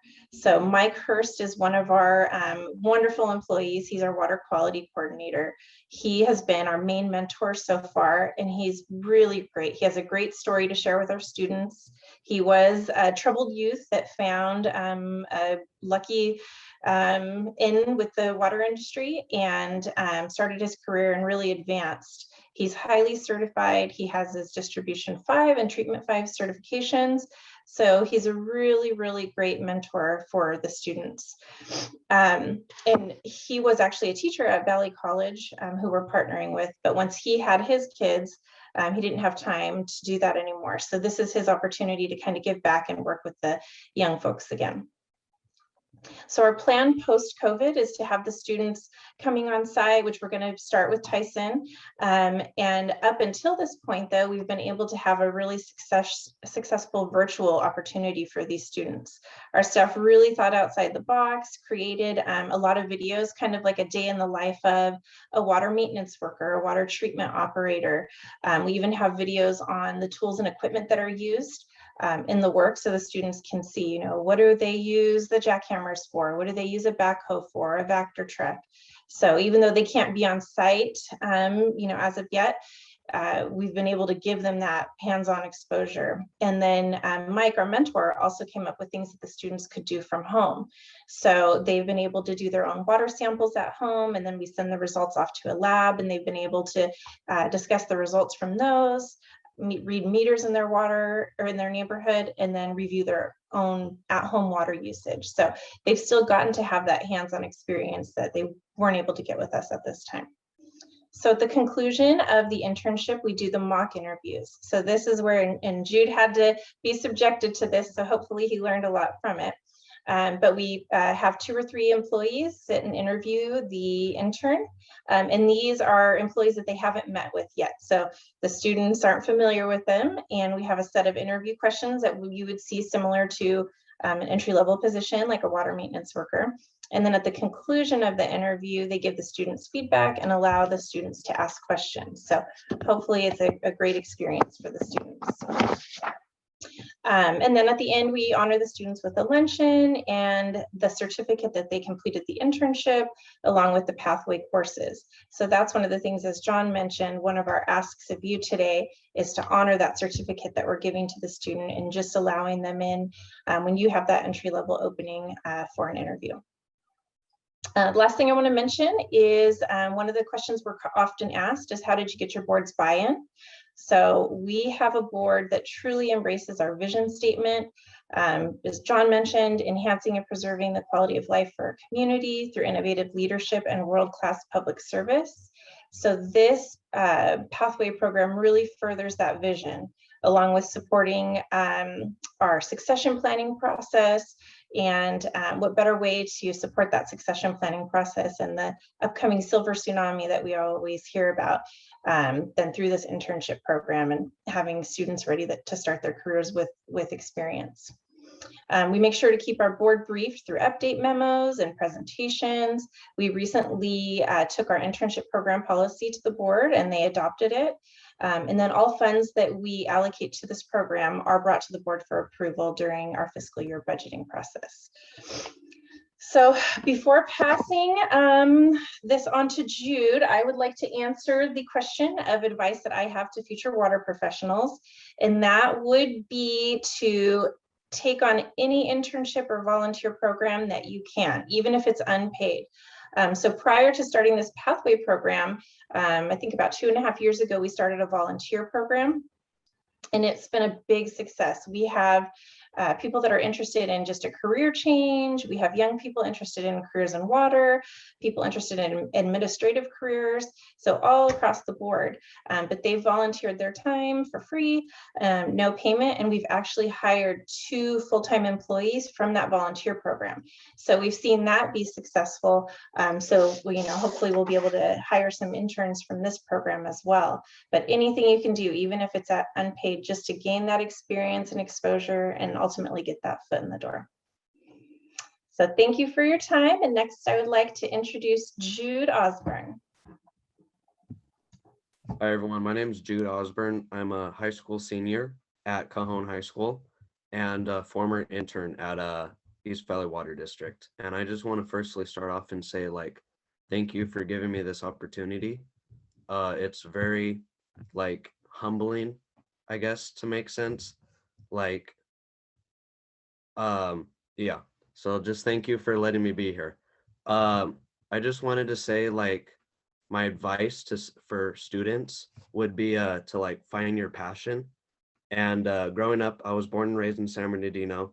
My dad owns a plumbing company, so I was always working with him, helping him with the tools and whatnot.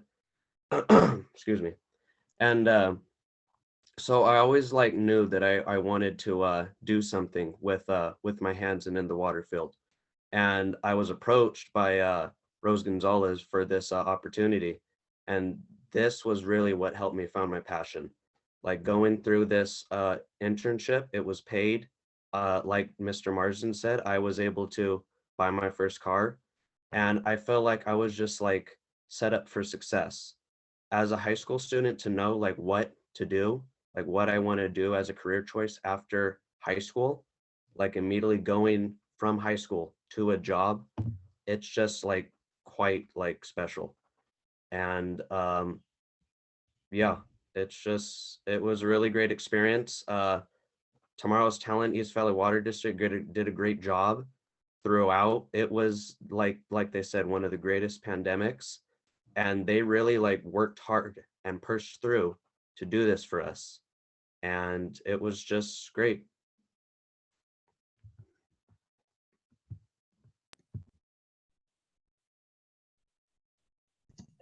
Thank you so much, Jude. And Tyson, you're up. Yeah, so I kind of have a similar story to Jude. I was born and raised in San Bernardino. I went to Cajon High School as well, and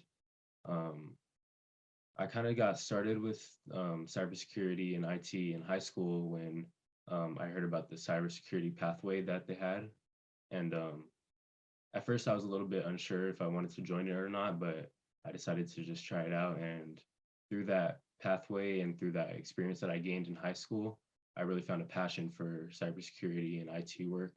And, I just got more involved with it throughout high school. I started, participating in different competitions with cybersecurity and stuff like that. And then my cybersecurity teacher at Cajon, Mr. Miles, connected me with Tomorrow's Talent.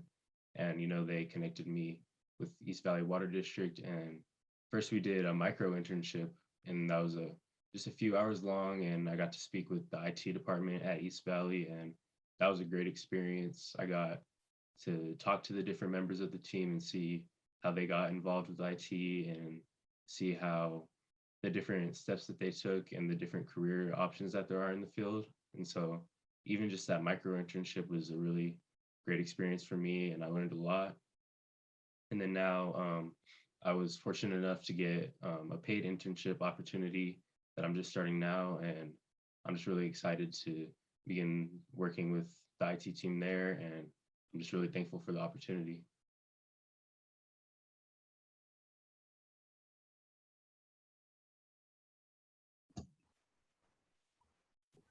Way to go, Tyson and Jude, and so grateful. And Tiffany, with that, I think we'll turn it back over to you for questions and answers. I think our team will put a flyer for Tomorrow's Talent in the chat as well, so you take a look at that and some details of our partners that are included there.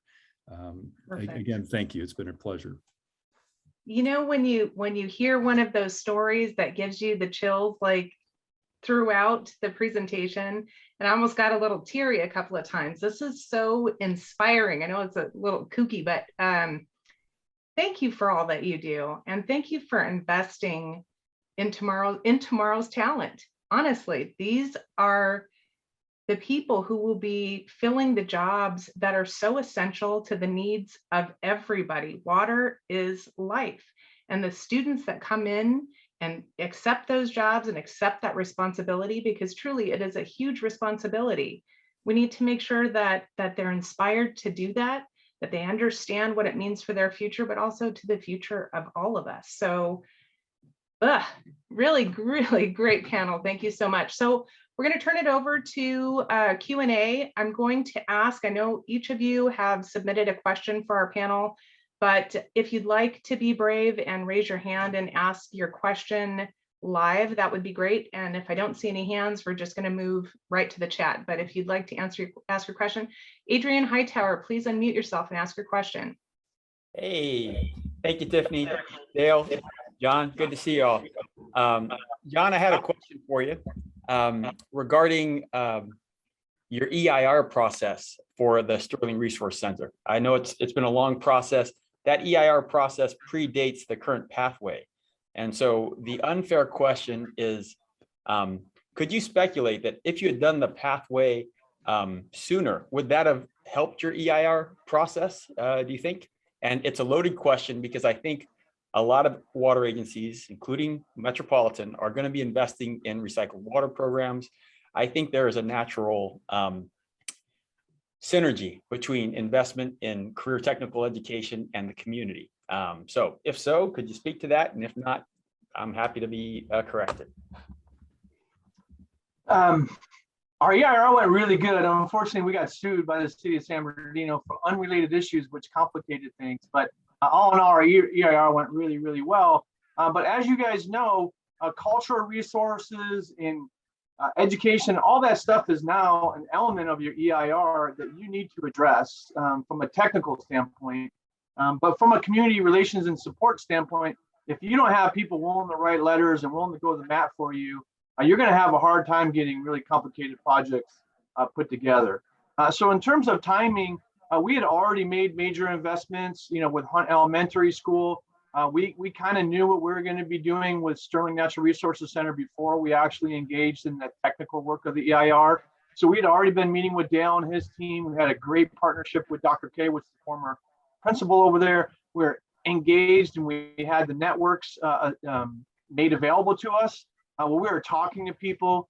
We had people knocking on doors on the weekend, speaking Spanish and giving them information about our proposed project. Where we were very proactive and said, what would you like to see incorporated in this? What do you not want to see? Obviously, we got a lot of results about noise and smell and those kinds of things. So we knew where to really beef up our EIR, really beef up our project scope to address those concerns so that when we were out there proposing the project, we already knew the hot button issues and we already had answers for everything. And again, we had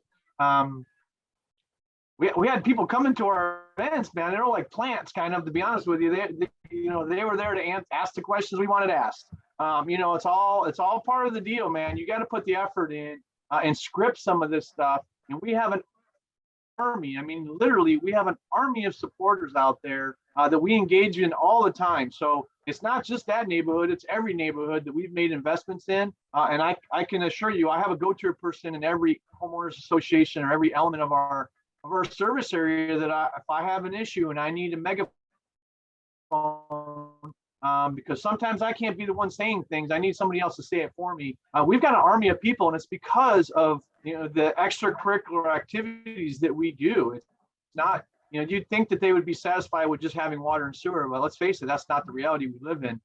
So again, rate increases, projects, interruptions in service, inconveniences. We've got a bank of goodwill built up, actually, that's overflowing, that we have to draw from, and you'll have to draw from every once in a while. But I'm telling you, it makes my life so much easier as a general manager, and it makes my board of directors life so much easier. What I explain to them is they're not politicians. I want statesmen as board members and women. And so they really have set their egos aside, and they get reelected every single time without anybody even challenging them because they can run on results. It's not, they're not saying what they want to do or what they think they could do better. It's like, this is what we've done in the last 4 years as a board member as a result of, collaboration, and that's powerful.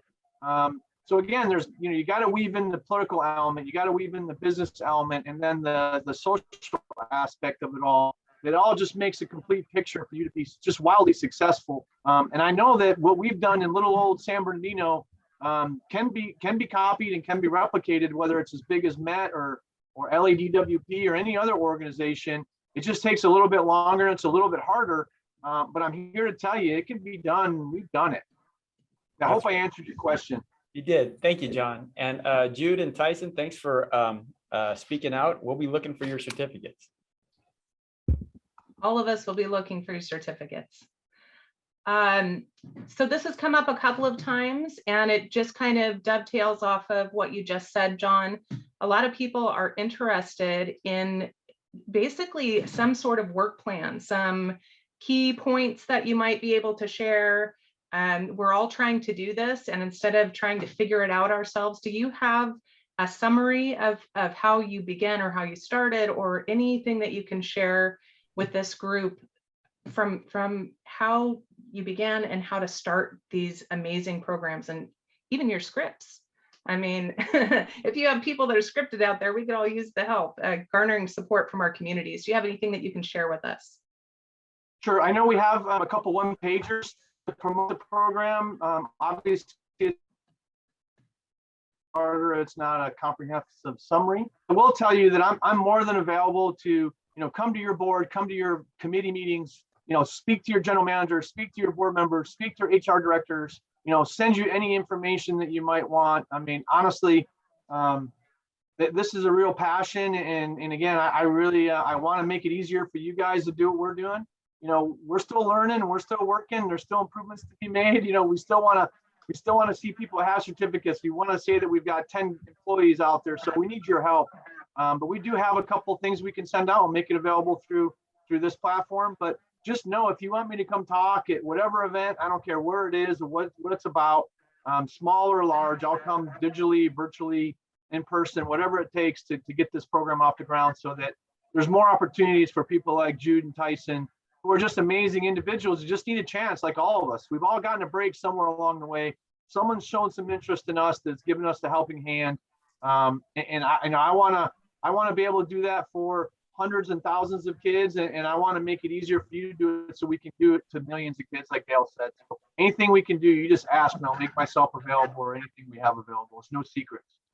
Yeah, Thank and you for I'll, that, and I'll John. I'll just add, Tiffany, that, as I mentioned earlier, this is a ready, fire, aim approach, and every employer, every community is a little bit different. But Yeah. what we're doing now as we aim is codifying all these processes, and including down to the wire of having conversations around folks that are best in the field around mentoring. That would be big picture learning.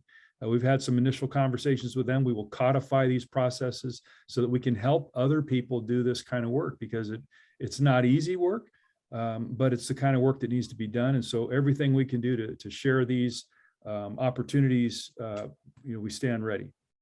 Thank you for that. Thank you, Dale. And I do believe that would be a big help for the people in the room. We're motivated, we're ready, we're here.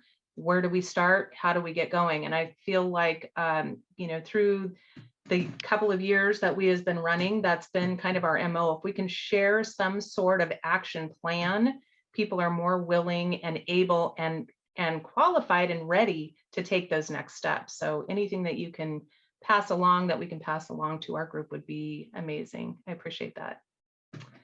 I'm going to call one more. This is Bill. I just had Thank you, Bill.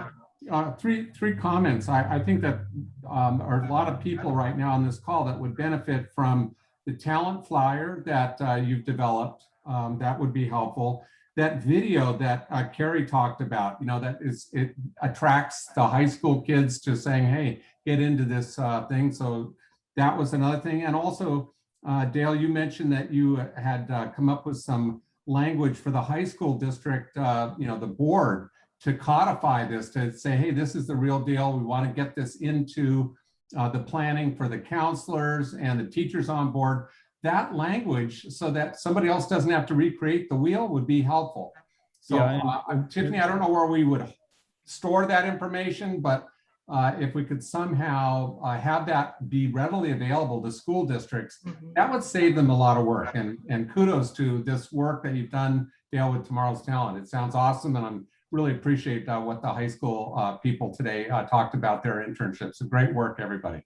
And thank you, Bill. And Bill, to clarify, the board policy that we co-crafted with East Valley Water District was for their board, the water board, to institutionalize this local investment in their systems.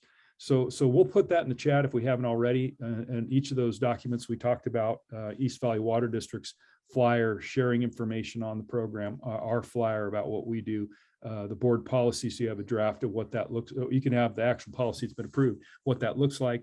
And again, we just stand ready to continue to codify these approaches so that there are, as you said, Tiffany, down to the wire of scripts. And that's the work we do, putting this into a way that we can take it to scale now across the state and later the nation. Wonderful. And to your point, Bill, about where we're going to house it, all of our meetings are recorded and housed on our WEEA website. Right now that lives on the MODOC website because that's what we were able to do. However, as you saw in our deliverables, we are looking to build a microsite. All of our resources are provided to meeting attendees and those who ask for them via Dropbox. So that's what we'll do in the meantime. But we do absolutely want to build that microsite so we have a place for people to come, even if they simply stumble across it. So thank you for that. Thank you. Tiffany, if I can add real quick, if you are able to, have just like some little spot on there just for all of our East Valley Pathway program, I can send you some previous presentations, numerous videos that we created for the Pathway program that could be used just overall educational for, other programs, CT instructors, things like that. So I can get all that to you. We have room. We will make room if we have to shed some old stuff out. Yes, and then we'll share the link with all of our meeting participants and others. You share them with whoever you need to. I did also want to say that I know that CEF is working on a web page that includes WEEA. I know that Tomorrow's Talent offers a lot of resources. Just making sure with this panel that it's okay if someone wants to share the recording and your presentation, and even if they wanted to chop just this bit and share it on their website, is that okay with this group? Okay, perfect. All right, we have a few more minutes, but we've got a ton of questions. So I'm going to call one more time for questions. If you raise your hand to ask the questions, otherwise, I'm going to skip to our list of questions. And then if you don't mind, I'd like to share those questions with you once we take a look at the chat, and then maybe you can answer the questions and we'll send that off to attendees too, the ones that we didn't get to. I do want to get to a question for our student speakers. What type of challenge have you overcome this last year and a half with COVID? What has made it a little more difficult for you to reach your goals? I could start out with that. Wonderful. So, like I said, during my internship, it was during right smack dab in the middle of COVID. And it kind of made it hard to learn hands-on skills without being hands-on. Like they said, they literally mailed us like hands-on things. So I feel like they together combined, we were able to like get over that virtual and do like hands-on.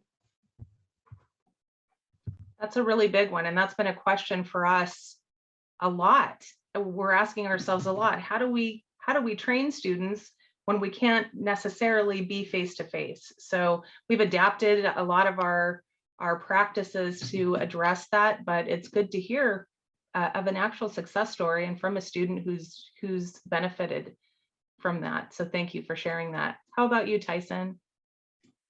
Yeah, I think it has been a challenge to adapt to everything being virtual with COVID. I know it took a while for me to like sort of get used to the online meetings and like all the different things that go into like just participating in an online meeting. Like with the micro internship that we had, it was virtual, and I had to learn to just bite the bullet and ask questions, even if it's like uncomfortable. And I found that over time I got much more used to it, and everything worked out virtually.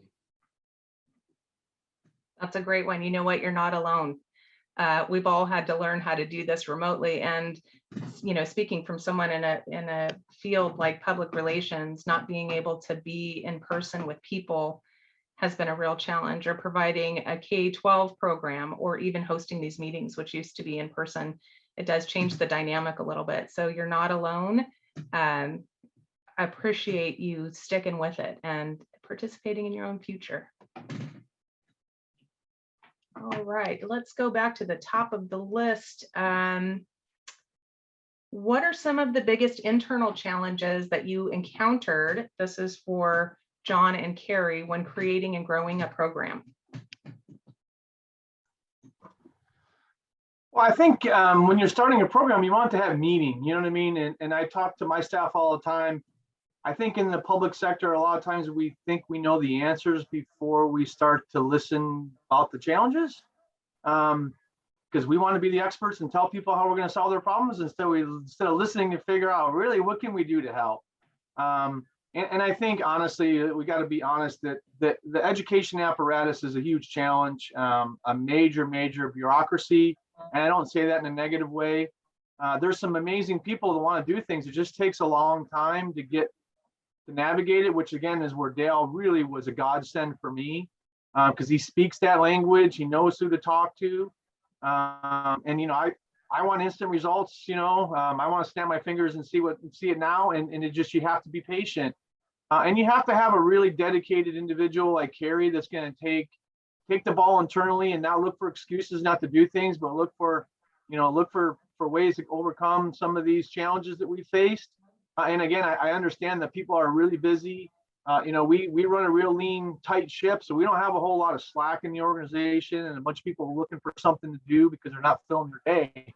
But what we've been able to do, and it took a little work, is to really convince the board and everybody in the organization that this is part of our business strategy. It's not just volunteer work. If we're going to be successful and we're going to be there forever, right? We're not going away. That we need to make long-term investments and inroads in the community And this is a way to do it. And this is a way to have those conversations with mom and dad and the next door neighbor and all these people, and get an opportunity to hear about where you're not doing your job, or where you're falling down on your sword, and where you can be better, because they now trust you and they see you in a different light. It's not like I'm at a podium talking to 50 people and they sit there on their hands. I'm in their backyard, I'm at their community center, I'm at their school, and they're more comfortable to be candid with you. And so I'm telling you, there's a huge business case to be made here for why we do this. And I can point to very specific outcomes that were possible because of programs like this, in a mindset more than likely like this. So any of the challenges you might have are worth it. But you got to have someone like Dale, and you got to have someone like Carrie. And I think you nailed it on the head. Leadership, people just think that you lead and then everyone follows, and that's not necessarily the way it works out. So when you have people in your corner like Dale, like Carrie, like the members of my team and our leadership team and the people that are here today, we are finally assembling a group of people who are doers. And I think that's what it's going to take. So excellent advice. We have just a few more minutes, so I'm going to let Dale, Carrie, Jude, Tyson, John, any last words, any last things that we haven't touched that you really want to answer, or you really want to address before we take our break? Well, I'll say one thing and then I'll go on mute and let everybody else talk. But Carrie and I have been texting back and forth. I know that's one of the things you do in meetings, but it feels so good to be around like-minded individuals. So often I think we felt like we were going it alone, and we've tried and tried and tried. You just keep banging your head against the wall. So it's inspiring me. It inspires me to know that there's people out there like you guys, and we can't wait to be a more active participant in this group, so that our program can become better and that we can hopefully help you get a program. So thank you for what all of you guys have done. And I really appreciate the introduction to this group. I can't wait to be a more active participant, but thank you. You're welcome. Thank you. What a great story. And thanks for agreeing to do this today. And I'll just close with the question you asked at the beginning, about getting students interested, and that therein lies the challenge, is being able to find a way to work together as a community to get into our schools, into our students early and often, so that they're aware of what actually exists in their backyard for opportunities. And so I again, like John said, I'm just grateful for a whole body of like-minded people putting their heads together, because you're going to see results. You're going to see outcomes for students and outcomes for our communities and outcomes for your organization, quite frankly, because of this work. Because time and time again, we've heard from employers as they start working with young adults, they're like, wow, this makes sense, and I'm speaking to a human resource council later this evening in Pomona, and a bunch of folks from different industries that hire people. And, we have this great challenge, to hire people, yet we often overlook the power of talent in our youth. And I'm here to tell you, they are tomorrow's talent. And so let's now get active in engaging them. So thank you so much again, Tiffany, for this opportunity, and everybody here. Just a pleasure. Absolutely. I know Tyson and Jude have to go to class, so they won't be joining us for the second half of the meeting, but a big thank you to both of you for sharing your story. I know it can't be easy. Trust me, it's scary for everybody, even those hosting the meeting. But you've done a wonderful job, and we appreciate you being here today. So thank you to our panel, and we will get those list of questions that we just weren't able to get to. And I had a feeling that was going to happen, but we'll make sure that all of your questions are answered, and I appreciate your time. All right, so it's been a long morning, but it flies by, as it always does, because we have so many great things to share, and our speakers are always just really so inspiring and have a lot of great tips and tools for us, sometimes a little bit more to process than we're able to during a 3-hour meeting. So let's go ahead and take a 10-minute break, get up and stretch, get your water, do whatever that you need to do, because when we return, we're getting into our breakout rooms to continue our work together. So you can certainly turn your cameras and your speakers off and enjoy that 10-minute break. We'll see you back here at 5 after 11. We are right on the money. I didn't receive any good news and announcements through the invitation, so I wanted to give everyone one last chance. If you have some good news or an announcement about the work that we're doing here together, something that's affecting your agency or your region, or supporting your agency or region or organization, if you're an educator, then please raise your hand. I see Rebecca. Please unmute yourself. Thank you, Tiffany. Just really quickly, good morning, everybody.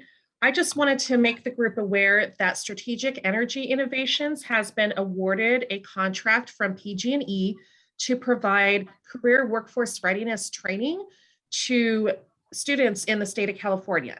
And the Inland Empire Desert region has been a recipient of some of that funding, which is fantastic.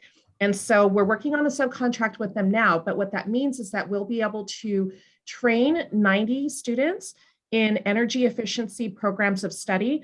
And just as excited to announce that we'll be able to place those students in paid internships with employers. So we're so happy about this program. We'll be keeping you abreast of the program as it moves forward. Just wanted to let everybody know. Thanks. Thank you, Rebecca. And please let me know if there's anything we can do to help. Is Anthony. that a statewide? Because PG&E only, is that a statewide? Because PG&E only goes down to Kern County. That's a great question. So the program is intended to be a statewide program. And so even though they only serve, like you said, customers in the Northern California region, the program is intended to be scaled statewide. Oh, okay. But And so a it serves- little more clarification. I think that if it's the same contract that I've seen, is that it's targeted for underserved populations.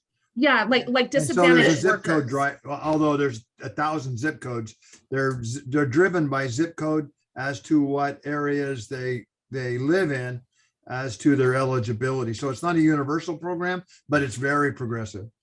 That's correct. Thank you, Bruce. Perfect. Anthony. Good morning, everybody. Adrian may or may not have shared, but I am going to be working with our History Social Studies unit here at the county office. And we are going to be delivering a one-day conference, which we hopefully will kick off some additional environmental ed, civics learning type of initiative. But this first one that'll be happening in March is going to be focused around water and the issues of water and the story of water. It's a great one. Anthony, if you have a link to share or a flyer, you Not can either yet. send it to me. Not yet, it's in process. Great. You can send it to me and I'll send it to the group when you're ready. What grade level is that going to be for, Anthony? It's primarily designed for K-12, but it'll probably most likely invite or attract the secondary folks, middle and high school. Quick question. This is Nicholas Dibbs. Anthony, what county office are you with? Los Angeles County. Okay, thank you. Thank you for this. Kurt. Hi, everybody. Kurt Holland from Big Picture Learning. I just wanted to build off of Dale's recognition, and thank you very much for that great panel, everybody. He mentioned Big Picture Learning and some of our talents, to use his word. But what I wanted this group to understand is we have funding for high school interns, and that is a statewide program. We can work anywhere and bring the body of expertise that Dale had mentioned to your organization, wherever you are in California. So that's Kurt Holland, and Antoinette, my colleague, is here as well. I'm focused on San Diego, but our company and our program is statewide. Thanks. Big Picture Learning. Thank you, Kurt. Stephanie. Hi, Tiffany. Thanks, everyone, for letting me share our good news. So in the last WEEA Leadership Roundtable, IEUA shared that we have become partners with IE Works, and we recently launched our internship program with collaborating with IE Works. We're working off of our current internship trades program, and we were able to work with IE Works to hire 3 interns from IE Works into that program. And we currently have 3 more interns going through the background physical process to join our agency. So we're so excited to be partnering with IE Works and being part of that collaborative and development. I've shared this in our breakout room for the Inland Empire last time, but happy to share the links and information for IE Works if anybody else is interested. Awesome, awesome. Good news and announcements, everyone. Thanks for contributing. Know that there's always a space for good news and announcements here at these WEEA Leadership Roundtable meetings. So I'll always hold a space, even if I don't hear that you have something good to share. But this is the motivational part. This is the stuff that keeps us moving when we hear about the good news of others. It inspires us to keep moving, and it also reminds us that we're not alone. And even though we're breaking out now into regional groups, we do start as a collaborative, and we're going to end as a collaborative, as one group who are working to build these career pathways, or strengthen, in some instances, career pathways for high school students. So anyone else for good news and announcements before we break out into our breakout rooms? Hello, Tiffany, real quick. Yes, who's speaking? John Caffrey. Hi, John. Hello, Tiffany. Yeah, I just wanted to give a little update on what I've been doing recently. We were awarded a Strong Workforce Grant for $917,000 for a mechatronics apprenticeship program, a regional training center, and a Beacon program, which is a collaboration with UCI, basically around energy efficiency in commercial buildings. But the good news is that Santiago College, their water program, is part of the mechatronics program. Everything that has to do with automation, controls, robotics, mechatronics is part of that program. I don't know how many of the water agencies hire mechatronics technicians. You probably have a few, I imagine, but just wanted to put it out there that we are moving forward with this program, and it will include SCADA, which I know you guys use. So there will be an opportunity to pick up some talent that way. And I just wanted to put the news out there as we get the original training center online. You'll hear more about the programs that are offered there, the trainings that are offered there, also to incumbent workers, so that you can upskill your current workforce. If that would be SCADA training or something of that nature, I may it would say be something in a available. couple So minutes. just wanted to put that out. Thanks. John, I love what you're doing, and I have attended a couple of meetings where you've given a presentation on the work that you're in the process of doing and have been doing for quite some time. So maybe we can talk about having you actually present to this group and garner support for the work that you're doing at a later meeting. Yeah, I would love to do that. I just downloaded your the jobs data or the occupations data for Orange County. I want to review that and see what I can pull out of there as far as the mechatronics technicians, automation technicians, or any of those areas that might be of interest. Got it. Perfect. Dale actually has good news and announcement. Dale. Yeah, thanks, Tiffany. And almost escaped my mentioning it. This is very important. I think could impact all of you. In Cal State San Bernardino recently, just on Friday, actually announced the receipt of a $3 million National Security Agency grant. They are a national center of academic excellence in cybersecurity. So remember, they support many universities across our nation. And so this will, it's allowed Tomorrow's Talent, in partnership with the Launch Apprenticeship Network, to launch the governor's launch of the Inland Empire Cybersecurity Apprenticeship Initiative, which Tyson is part of, and East Valley Water District is one of the employers. So just want to mention to you that opportunity is available for those of you that might have a desire for a student experience in cybersecurity. Give us a call and we'll talk more. Thanks, Tiffany.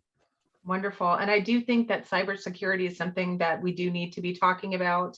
We're really focused on traditional tech jobs, but cybersecurity, I can tell you that, our agency has run into some instances over the last year and a half since we've all been at home that have caused, areas of concern and things that we need to look at. This is something that we definitely need to be talking about. So I appreciate that good news. Hey, Tiffany, this is Monica. WRD. Hi, Monica. Hi.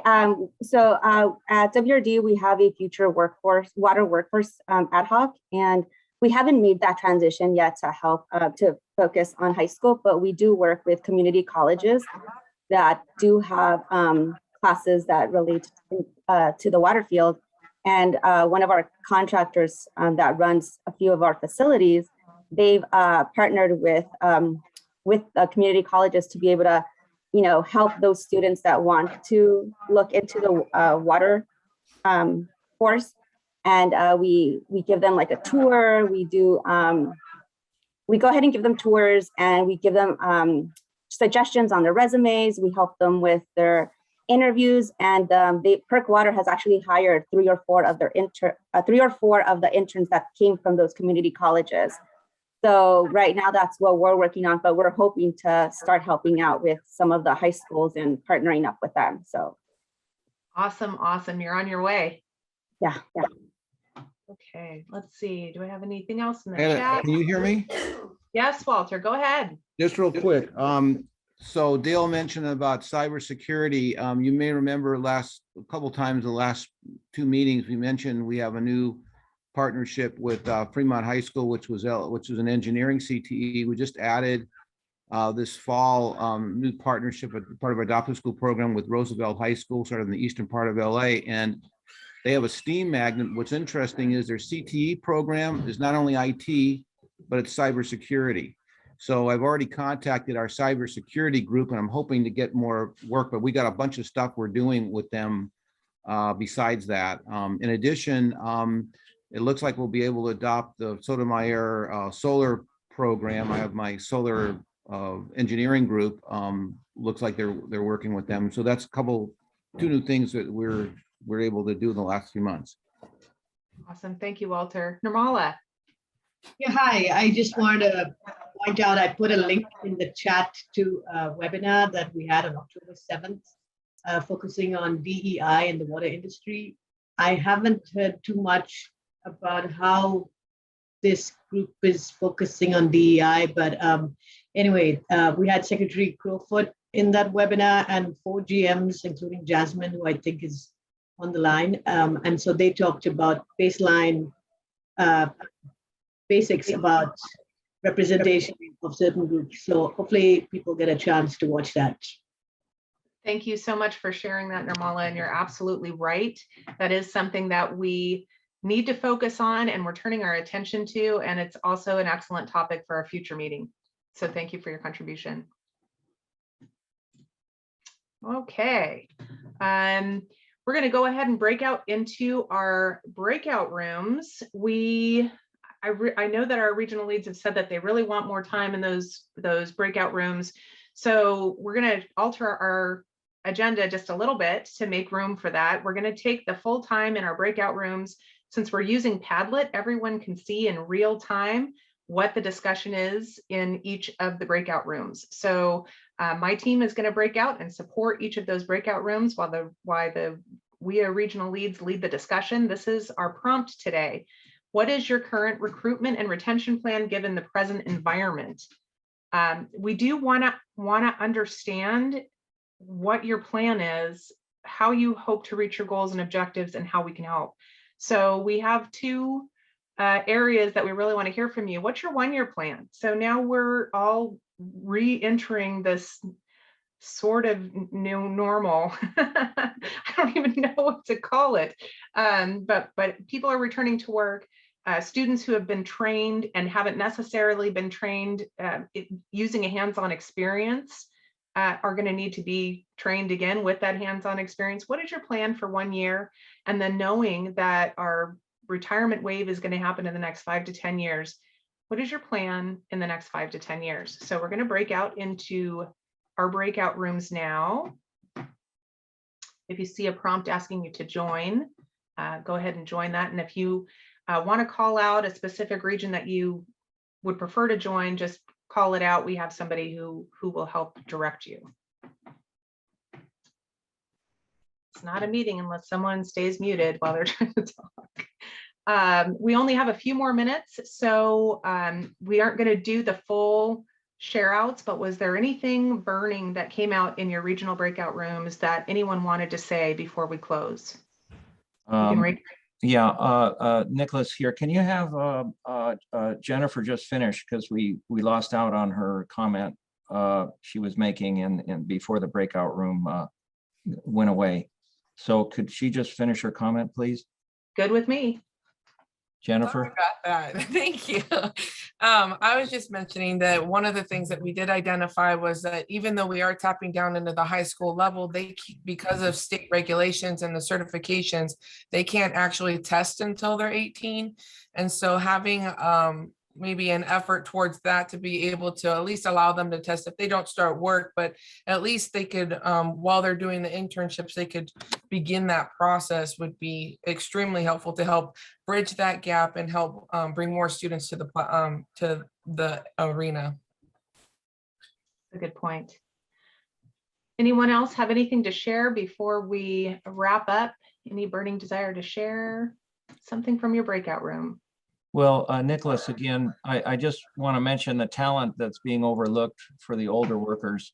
We need to have a plan to bring back some of them that are willing to work part-time and or full-time. There's a talent pool out there of older workers who can be tapped into. So thank you. Hey, Tiffany, I could share one thing real quick, if that's okay. Yes, please, John.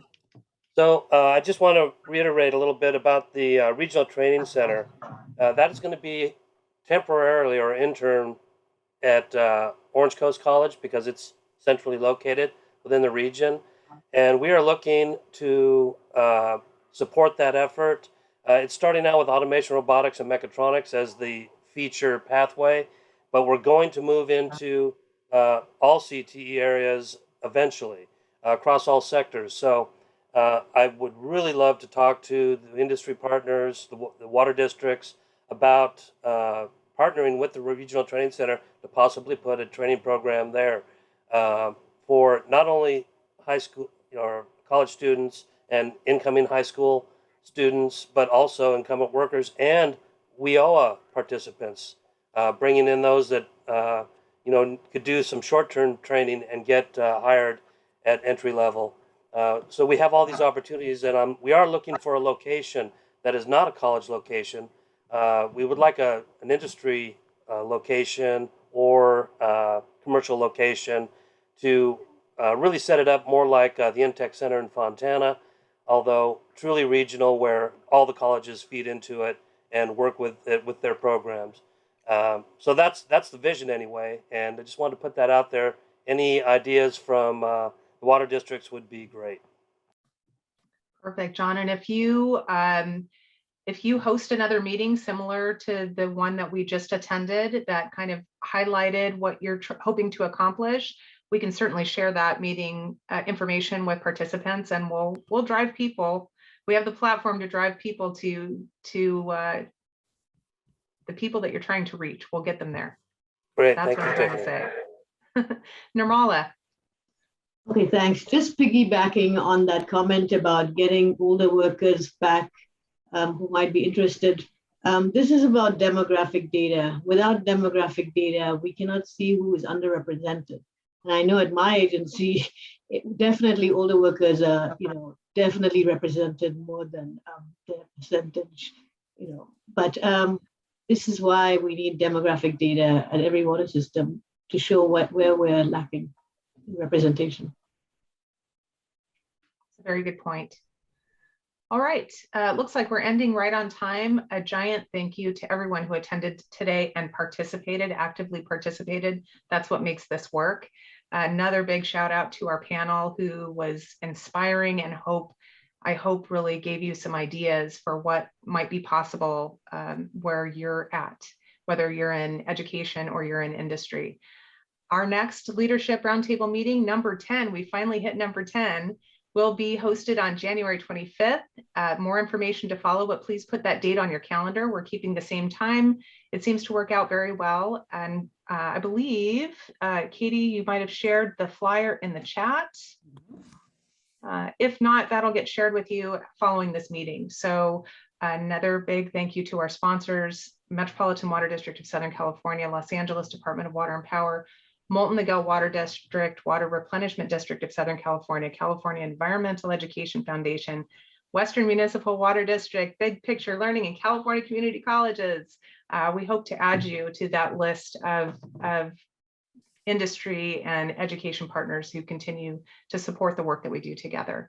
Please let me know if you have any questions, and thank you once again for attending. We look forward to seeing you soon.